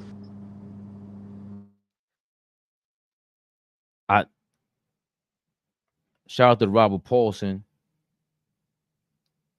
hit me in the DM with this article from 1993. 93, you said, right, Robert Paulson? Yeah, 93. This was the talent pool in New York metropolitan area hasn't been this rich since Kenny Anderson and Bobby Hurley ruled the courts in the late 1980s. Felipe Lopez of Rice High School in Manhattan and Zendon Hamilton of Sewanaka and Floral Park, Long Island. Sewanaka and Floral Park in Long Island are both members of Street and Smith College basketball previews. Stephon Marbury of Lincoln in Brooklyn is also the most highly recruited junior point guard in the nation. And the city also has one of the best backcourt tandems in the country in Kareem Reed and Eric Harris of St. Raymond's in the Bronx. Here are the sketches of some of the top 10 players from this tri-state area. Stephon Marbury, 6'2" junior point guard at Lincoln, is bigger, stronger, and shoots better than Kenny Anderson did at this stage. Marbury can already shoot three-pointers from the National Basketball Association line from the dribble. Last season, he had 43% from three-point range and averaged 22 a game, 7.5 assists. Marbury's cousin and teammate, Jamal Thomas, is a terrific rebounder. 530. Wow, this is incredible. Jamal Thank you, RP. Thomas, 530. RP in Australia sent this to us, bro. So, look, they mentioned Felipe Lopez of Rice is a strong candidate for National Player of the Year. The 6'5" All-American senior forward from the Dominican Republic is an outstanding shooter who consistently hits from 22 feet and further, compared to Michael Jordan for spectacular leaping ability. Yeah, so I definitely wanted to read this, and you read my mind, RP, because I'm Dominicano, and that was a big deal. That was a big deal about Felipe Lopez, and they were going crazy. But you know me, I'm very objective. When I seen him in St. John's, I was disgusted. All in Michael Jordan. Okay, listen, Fabian. Okay. I was Flea. You know me by now. Yeah, yes, I do. Imagine me. Remember, the Big East, college ain't even what it was back then. Oh no. The Big East was like the NBA G League. Like it was like getting ready for the NBA. If you could play in the Big East, you was about to get drafted and be a decent pro. Like the Big East pumped out that many pros at one time. It was so competitive. The Big East used to send 10 teams to the tournament every year with at-large bids. Because most teams you gotta win your conference to get a chance to go to the tournament. No. Big East teams were pumping out tournament teams at large. Like the Big East, and it was so crazy, it had me watching St. John's, Fleet. So imagine how crazy college ball was that Fabian was watching college ball. So I only bring up this to say, kind of hate on Felipe Lopez, but we got to be real. That's how much we pumped this guy. With us, the Dominicanos, pumped up Felipe Lopez. The whole media did. But then they outshine Marbury. And you can see right there, they said, yo, he's bigger, faster, and stronger than Kenny Anderson ever was. And Kenny Anderson owned the city. He owned the city before Felipe. So Kenny Anderson is the one who tipped the domino effect for the 90s. Correct me if I'm wrong. He's the guy that was the superstar, swagged out New Yorker, point guard style, that really became the prototype superstar. Shout out to Mr. Chibs, man. You kidding me? Yo, real quick. 3 must-haves at a Dominican party. What do you have to have at a Dominican party for it to be a great party? Well, music. What kind of music? It gotta be merengue, gotta be bachata, and we dance salsa too. Okay. So we gotta have some of that. I heard Brugal. That sounds like liquor. Somebody else said Brugal too. Come on, man. Un ching de Romo. Ese Romo. Hold on. CA Mafia is from Iraq. Is he Dominican? How you know about the Brugal? Yo, Mizak said you couldn't tell me I wasn't Kenny Anderson. Yo, man. But see, y'all, this is what we do it for, man. They mentioned Lloyd Daniels in the chat. Lloyd Daniels is another guy from the 80s. Sleepy Lloyd. Sweet P. Lloyd Daniels. He's the guy out of anybody, when they compare him to Michael Jordan from New York and with the hype and everything, he's the guy that gets considered. Like, he's the guy that balling everybody's like, yo, if he didn't have his demons, nah, he was different. That's the guy from the 80s that they're like, no, he was Jordan-esque. For real, for real. Fabian. OG Flea went to Andrew Jackson, right? Mama Flea went to Andrew Jackson, right? So my dad graduates and he says there was never anybody that would bring him back to like want to come back to Andrew Jackson and watch them play. He said when they had Sweet Pea, he would find a way to go watch Andrew Jackson games just to go back to the school to watch because Lloyd Daniels was that good. Like that good. He used to bring the city out. And incredible. And we here like we was doing this. Shout out to Uncle Ice. That is the spirit of our channel, of AllBall TV in general. That's the spirit of it. Is you hear a lot of us talk crazy. I said OG Anunoby because of Akeem Olajuwon. We talk with swagger. We talk like this. We walk like this. And when we have a ball player that we think embodies that, we go bananas. We gas them up from babies. And then there's pitfalls to it. So the Sweet Pea Daniels, Lamar Odom. A lot of these guys is there's a darkness to this too. And that's why we give them their props though, because it's like, bro, y'all were stars. Y'all were stars over here. Like, we know what we saw. And that's why Turbo's in the building. That's why we were pushed us to make this channel. And I got so excited when we started going down a rabbit hole and we went from OG Anunoby to T-Mac to Tim Thomas, Sweet Pea, Lloyd Daniels, because that's really when we say we love basketball. Yo, all the analytics and stuff, I use analytics. It's cool. But the eye test is the eye test. And a lot of these guys for us, that's why we say they couldn't come to the park and pull anybody out there. We didn't care. These other dudes, somebody shouted out Jamal Tinsley in the chat. Another guy I hear about, I didn't get to see him in real life, but everybody talks about the abuser from Brooklyn. Different. When Harlem, different. Yo, Flea. Different. When Harlem is respecting a Brooklyn dude like that, that is different. Different swag, man. He was a different player. Different swag. He was incredible. Incredible ball handler. Decision maker. Passer. Like Jamal Tinsley on the NBA level as a passer, extremely underrated when we talk about passing. Like, yeah, one of those. What stopped him from being, because he's a guy that I thought was like, yo, he's crazy. I didn't get to see him in, high school and college like that, but his handles were too insane. And then I don't know if he could really shoot like that, but what stopped him from really being like a top 5 point guard? Because he had the handles, he had the build, he was small, but he was getting to it. Fabian, one of the big things that they talk about with the Malice in the Palace, that Detroit team was really good, right? That Detroit team was really, really good. I'm going somewhere here. That Detroit team was really good. But the team that was built to be a championship level team was that Indiana Pacers team. And the point guard for that Indiana Pacers team was Jamal Tinsley.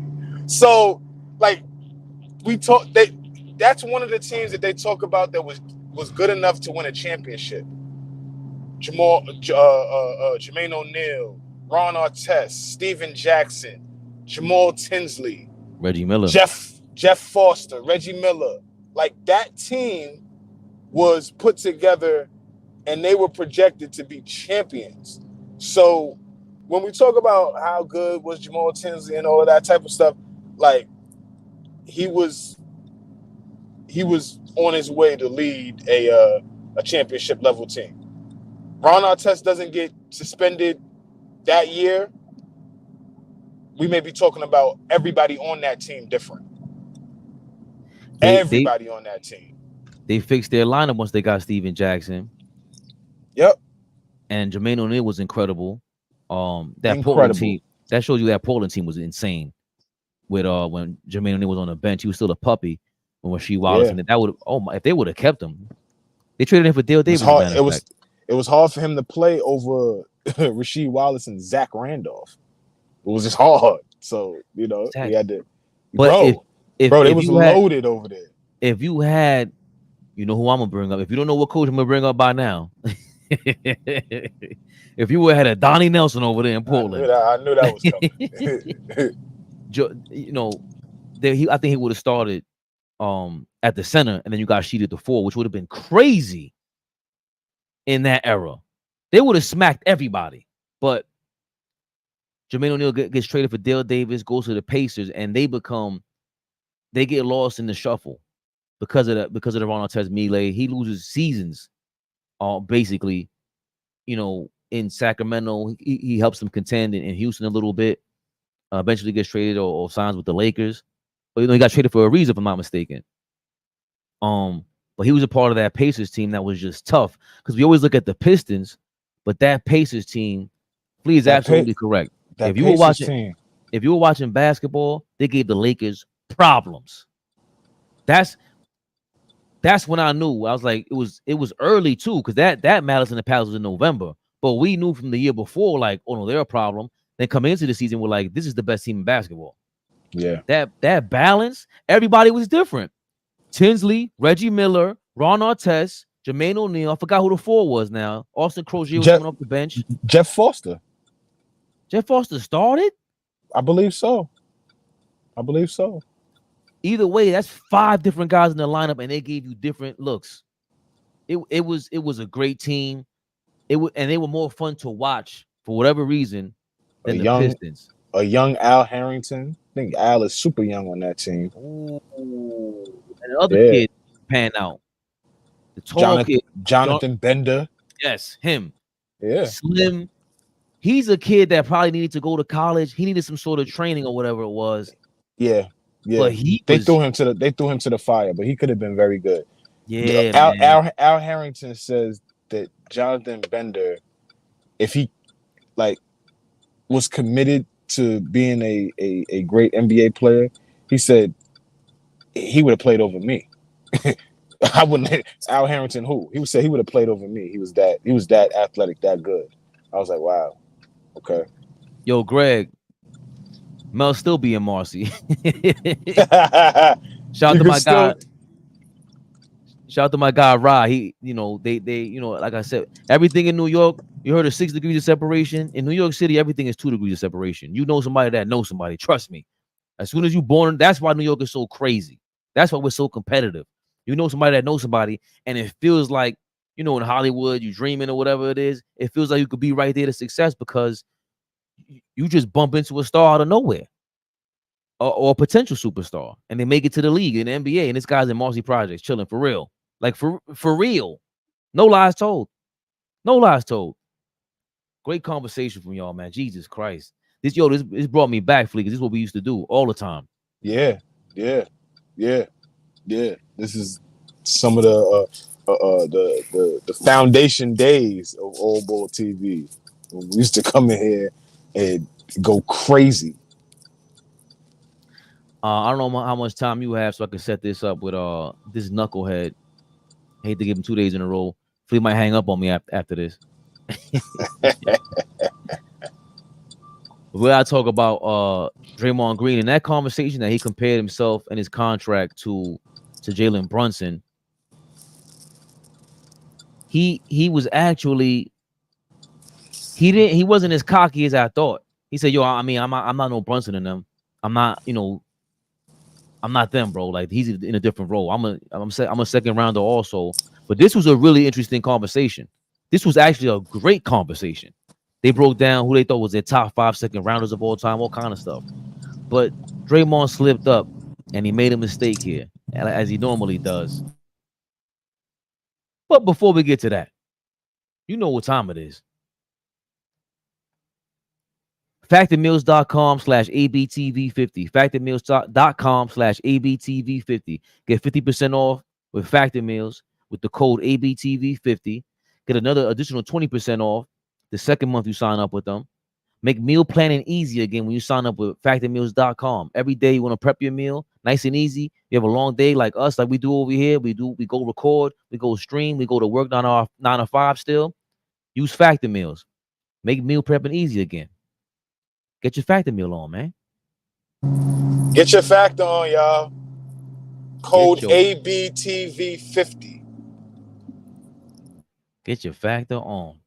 So this is Draymond Green speaking to the Brunson contract and just comparing stars to Brunson. And it's a 9-minute video. I'm probably gonna go through it. I'll pause it whenever you want me to, Flea.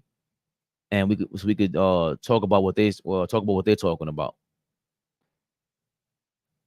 That's what it is. I think he just got one too. And Michael Brown. I don't know who he was trying to get paid. I'm not sure. Can I tell you something? No. Oh, Can please. I tell you something? It's the New York Knicks, bro. They can afford it. You ain't got to take no discount. Of course. For them to get paid, you ain't got to.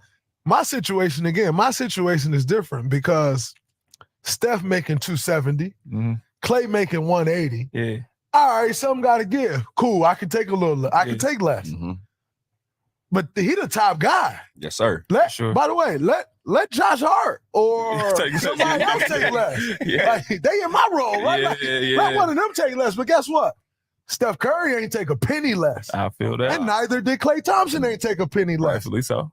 If it's gonna work, somebody do. Well, guess what? I ain't really expecting them to take less. Yeah, they should. I don't know what he doing. I'm happy for him. He still got the max though. The max extension. Yeah. He didn't get the max. That's $100 million. But like, see, and that's the mistake they keep making, in my opinion. You in that realm, you just compared yourself to Brunson. Why the hell would you do that? You ain't no Jalen Brunson. You're a leader on your team. We get that. But Flea, what the hell is he talking about? Fabian, can we put something in perspective really quick, bro? Please. Like, real quick, bro. To not be relevant, like everybody says, to not be close to a championship, like Shaq says, to do something irresponsible, like Draymond Green says, to have the worst off season, like a punk ass anonymous Eastern Conference scout said about us. They sure talking about us a lot, Fabian. They sure got a lot of things to say about a team that just did their job last year. Overachieved in some people's eyes.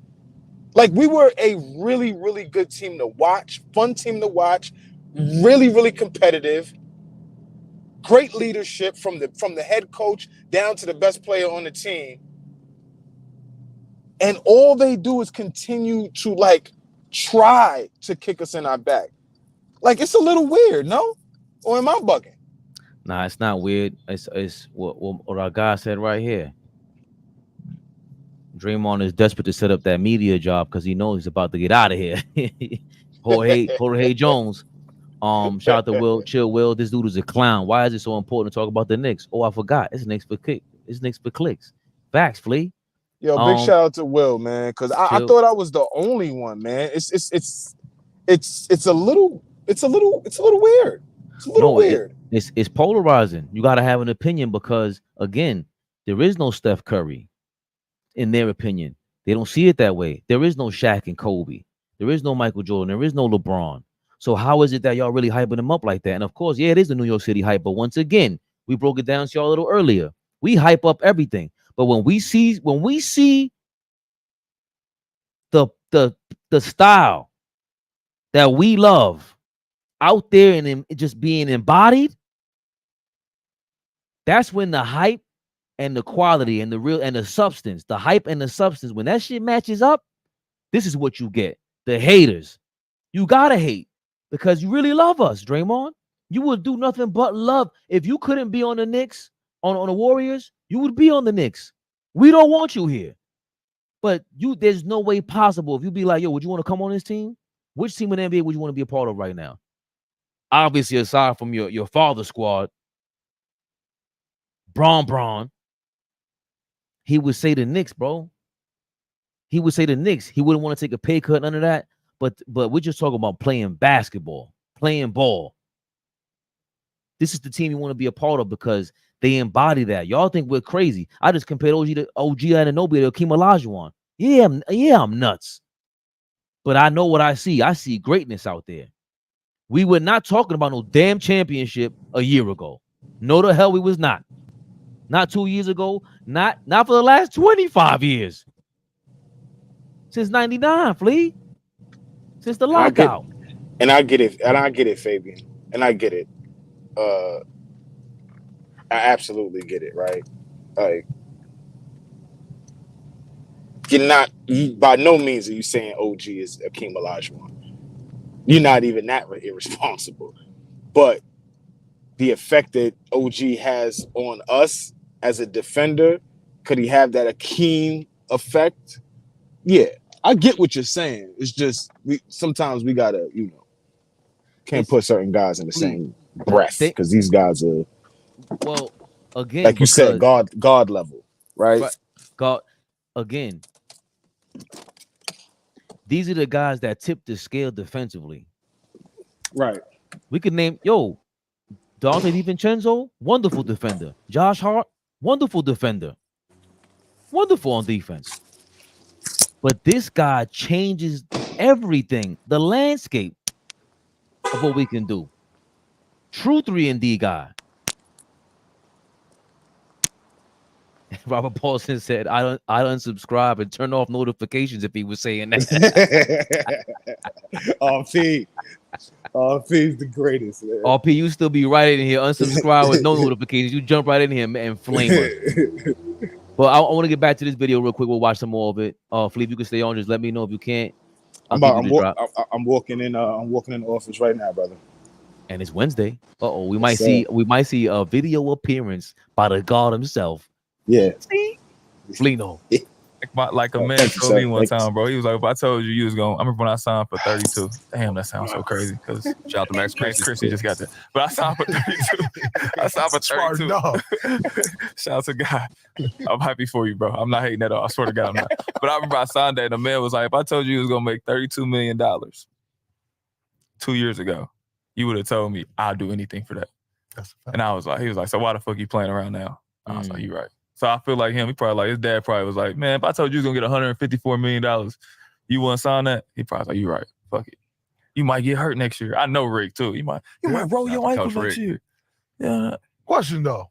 I would have signed it though. No chance. Question though. So. And I wouldn't have signed it though. You were never in position to do so. I love this.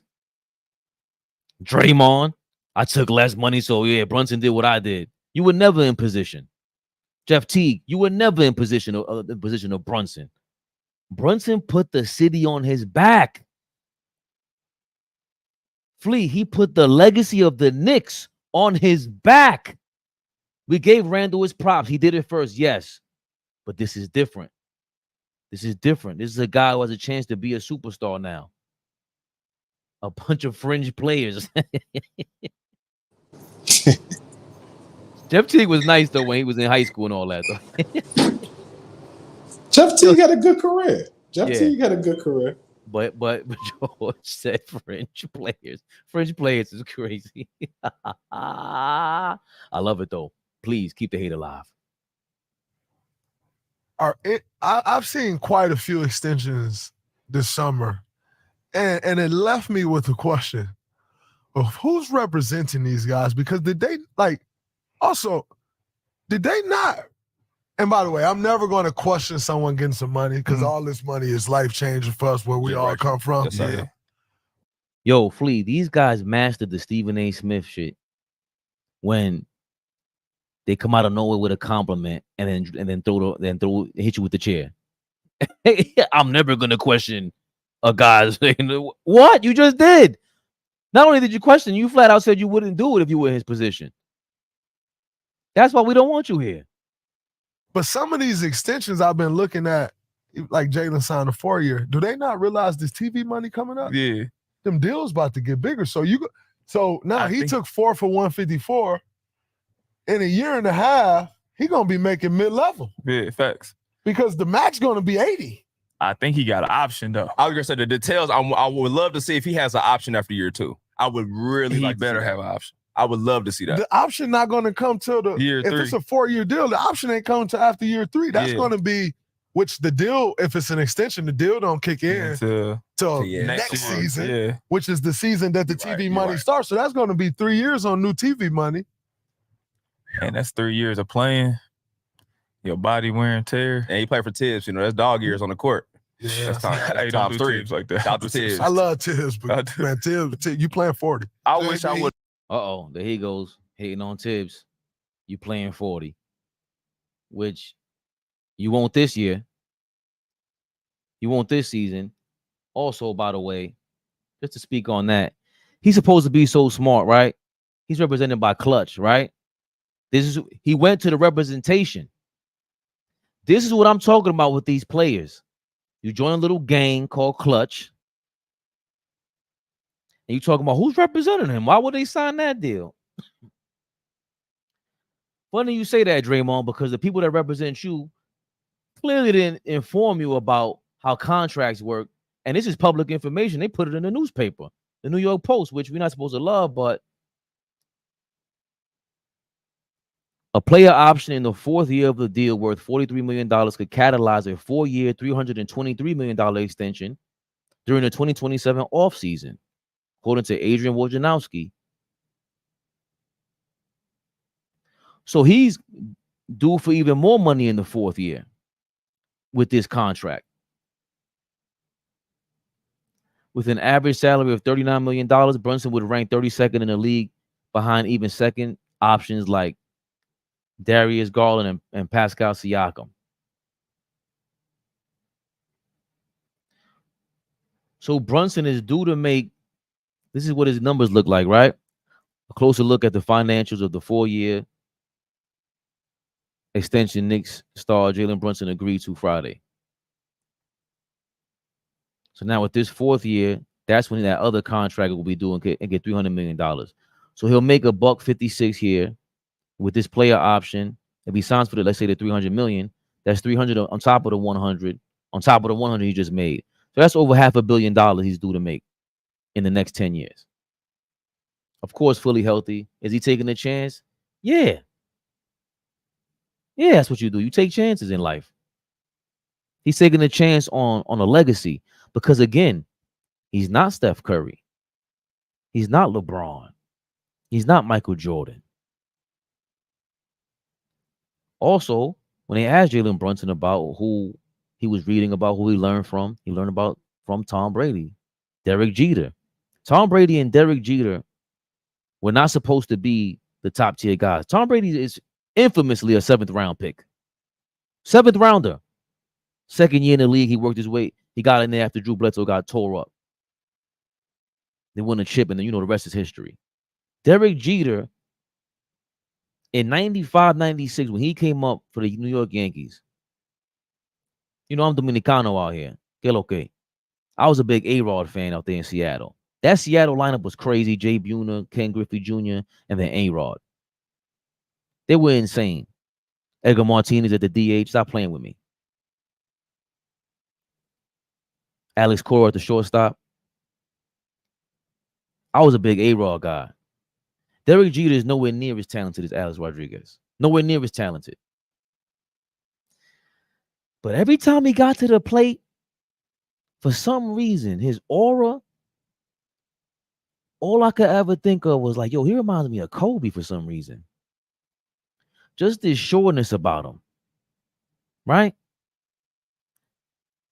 They say it's overspoken on what the amount of money Derek Jeter turned down, but the salary cap is different with baseball and everything. But I digress.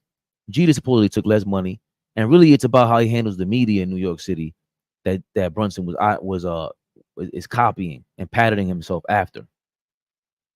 Same thing with Tom Brady. Tom Brady is the better example because 7th rounder who took less money for his team and the offensive line, the guys who in the trenches where the game is won. Jalen Brunson knows who's in the trenches for him right now. I don't know if Jalen Brunson takes less money if we don't have these guys available either. I don't know if Randall, who's due for an extension, if this isn't being floated around, like, you know what, I got to take less money now too because we got guys in the trenches that I don't want out of here. I need them. Draymond Green, you were never in this position. What the hell are you talking about, man? I'm going to finish the video up. If you want to stick around, guys, I'm watching some more of this Draymond Green, the moron, the big Knicks hater himself. Good, JB. We don't know the details yet. These niggas up here off this Gila. No, I'm happy for him. I mean, I would have. Nah, because he already coming off $100 million deal. Facts. I would have went and got the 2 some. I ain't gonna lie to you. If you telling me you can gamble 1 year for 100 extra M's, you gonna take that gamble. And I already made 100. And you that nigga, you gonna take that extra. Yeah, I made 100. Yeah, I made 100. By the way, they may not like my 8 points next year, but he getting 28. It's a different situation, man. Respect. I don't know. I'm happy for him though. Oh yeah, I love it. Well deserved because he got it out the mud, and I couldn't appreciate anybody who get it out the mud. So since you was 2nd round pick and we family, this is where they talk about the top 5 2nd round picks, which is a great conversation. JB start moving up in that 2nd round pick? He got to win. Mm. He got to win. He not top 5? He not. And the only reason he not is because all the guys that I ends in my top 5, now he may say, Draymond, get out here, I replace you. Which I'm cool with. I'm fine. I ain't fighting.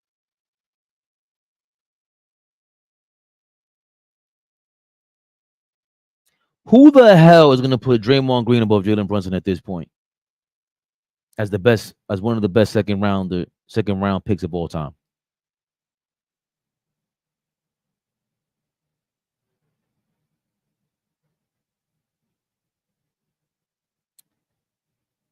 It's hard to compare a defensive player of the year, a champion, got the trophy case shined up.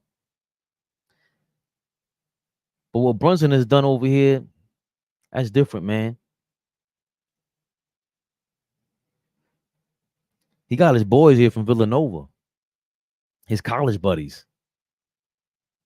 They still doubting that we're in championship contention. Meanwhile, we were that last year healthy.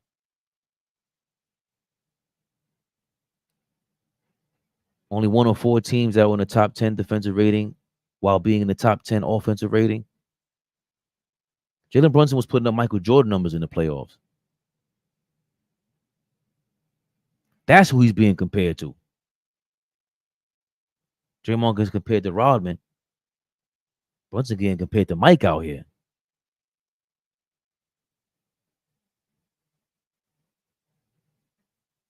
Yeah, man. Joker's going to be the best 2nd round pick of all time, Gregory Lee. Let's not get that twisted.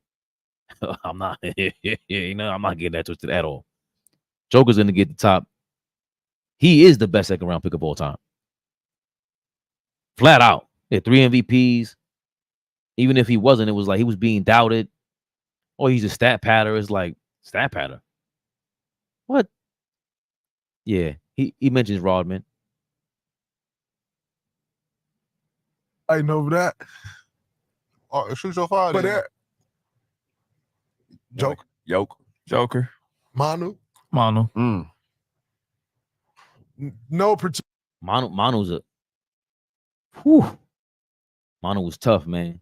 I don't care what Steven Jackson says. Again, what are you sacrificing to really be part of the team? Like if Steven Jackson would have, it's hard to tell him to take less money and be part of the Spurs squad, but Steven Jackson would have been crazy on the Spurs. Stay in shape. He can't do what he want to do. He can't live the rock star life with the Spurs. I get it. But he would have been a legend. You keep talking about Manu Ginobili. Manu Ginobili got Olympic medals out here. All time in the history of basketball, they're not going to like it. They're going to claim racism. They're going to claim all kind of stuff, Steven Jackson. You might have been killing Manu Ginobili in practice. That's cool. But you didn't do what it take to be a legend on this level, worldwide, historically, NBA level. Particular order. Myself. Mm-hmm. Absolutely. I was just looking at this list the other day. Gilbert is not in my top 5. Second round. Hey, Jackson, you remember who else was on my list? Oh, Dennis Rodman for sure. Oh, yeah. Damn sure. Damn. Yeah. Dennis Rodman. Man. Worm? Look, shout out to Worm. I got a couple of Worm graphic tees, but I get to the rebounding and all that shit, bro. But he was a very, very important piece. Let me hear the 5th one. He a Hall of Famer. And respect the numbers. And respect the numbers he did in Vegas. More importantly, fucking on the court. Respect the numbers he did in Vegas. Yeah, he talked about that alone. Yeah, he's first round, lottery. Absolutely. Hummer like LeBron in high school off the court activities. That was crazy. Dennis Rodman was wrestling while playing in the NBA Finals. Allen Iverson, Michael Jordan, and Dennis Rodman were different off the court. Legendary players that off the court, on and off the court, legendary players. It's Wilt in him. Yeah. For sure. Oh, yeah, it's one. That's a hell of a front court. Yeah. For sure. Y'all got to give me a 5 then. I got Gil up there too, bro. Just so far as Marc Gasol. Man, never. Marc Gasol, nice. Marc Gasol, great on defense. Great brothers conversation. We should have put Power and Mark in the brothers conversation. We slept on them. You're right. Yeah, we slept on the ball. We slept on the Ball brothers too, but yeah, we did. Marc Gasol for sure, bro. Definitely a hooper, bro. But I'm taking Gilbert, bro. Oh, The hell are they talking about? Gilbert Arenas over who?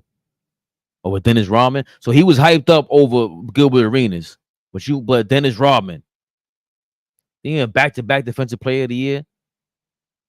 That guy, but you hyped up over Gilbert Arenas. Was he even a scoring champion? Come on, man. That if Dennis Rodman, his specialty was defense, and he was at the top of the craft. He was compared to everybody at the top of the list with that skill set. Who was Gilbert Arenas compared to? He was a volume shooter. It wasn't like he was Ray Allen out there. We gotta keep it 1,000. His game. That's all. The one-on-one, that dribble, hezzy, as Flea says. He had all that. But Gilbert Arenas was nicer than Kyrie.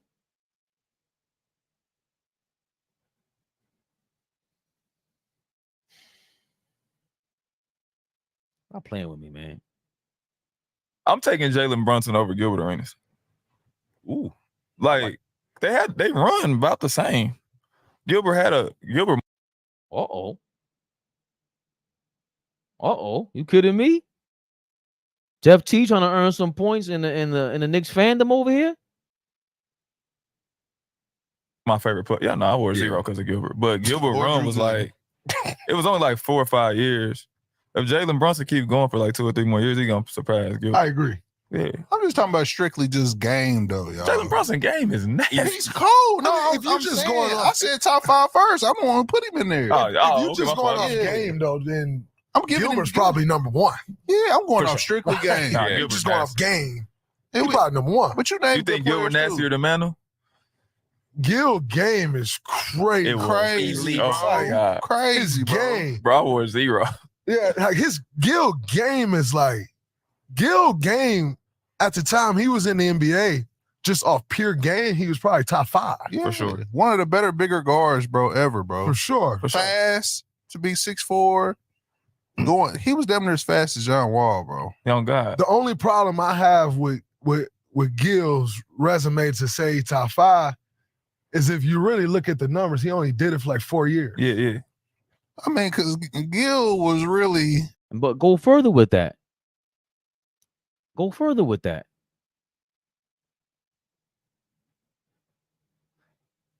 Gilbert Arenas wasn't efficient. Oh, but Brunson's numbers are insane. A different era. I don't want to totally just ish on Gilbert like that because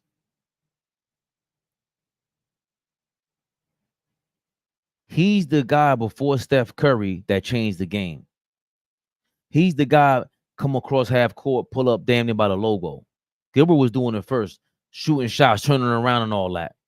He's the prototype to Steph Curry. When they say Steph Curry's like Steve Nash and Reggie Miller, he's a mix between those two. He's also a mix of Gilbert Arenas because Gilbert Arenas made you stretch, made the defense stretch. Like, hold on, we doing that now? Like, yeah, you got to go guard this. Then I could take it to the paint. Had a handle and everything, big body. But he's another guy. I'm taking the money. But if I had to put my money on, I'm putting my money on Brunson. You kidding me?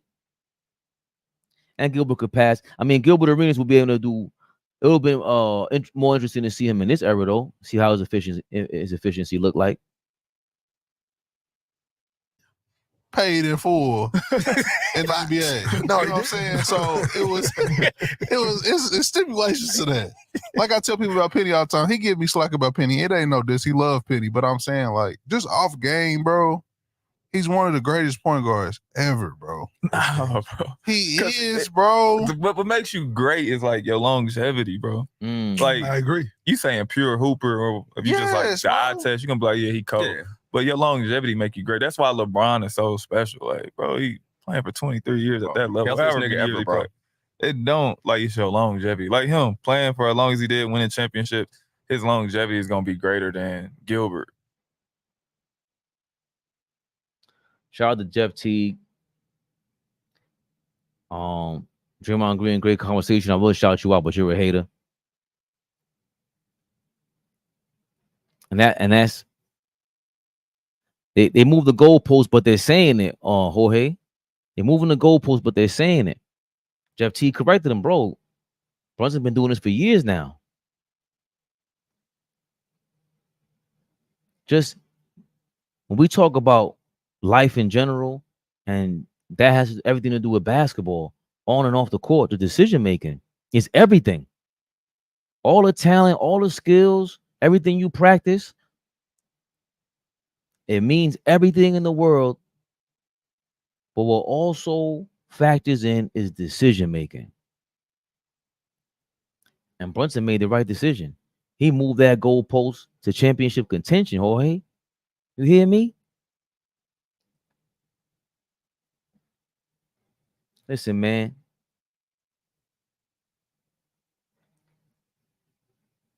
You know who else is moving the goalposts? Factor Meals, y'all. Head to factormeals.com/ABTV50. Factormeals.com/ABTV50. The code is ABTV50. You get 50% off, 20% off the second month. Make meal planning easy again with Factor Meals. Get your factor on, man.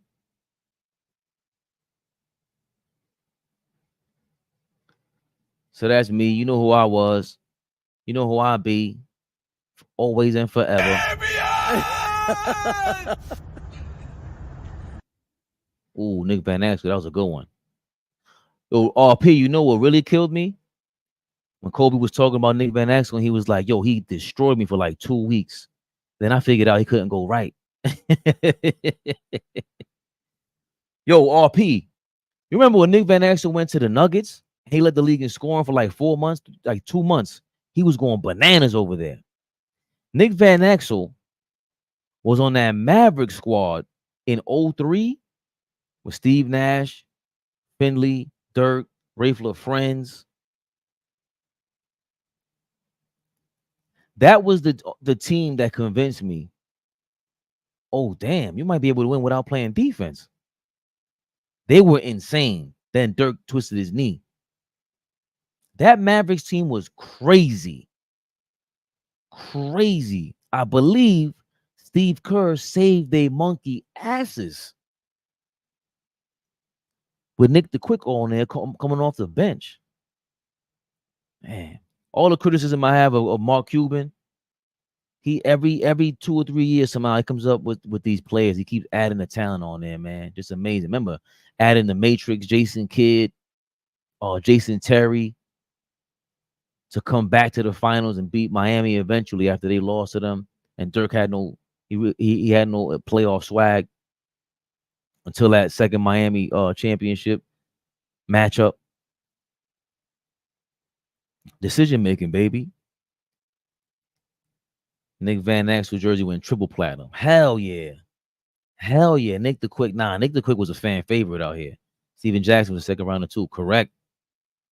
Draymond, just say you don't like the Knicks, plain and simple, because he's contradicting himself and moving the goalposts to fit his nasty takes and narratives. Yeah, they all Skip Bayless and Stephen A. Smiths, bro. And they don't want to say it. And they don't want to say it. They don't even think that. Gilbert Arenas, same thing. They just say a bunch of stuff comes to mind. And they just shoot through, and they're shooting the breeze. But again, I love it because a lot of these guys, they'll tell you, I made it to the league. You don't know nothing. Meanwhile, we sitting on here, we watching the same games you do, bro. We got love for the game just like you do. We just couldn't play ball like you. It's all good.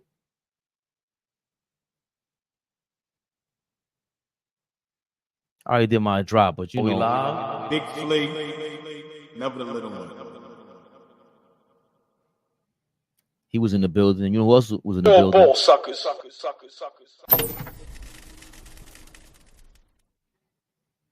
Eddie Jones on the Lakers was going to keep Kobe bench if he had a better attitude. Nah, I just think Kobe was better than him. Jerry West thought the world of Eddie Jones, bro. And they played the same position. Eddie Jones was tough too. Tough 2 guard, great defender. He's another great defender that will get lost in the sauce. Now, he's not on Hakeem Olajuwon or OG Anunoby's level for that matter. I said you heard AllBall Fleet was in the building. Fabian PerspecTV was in the building.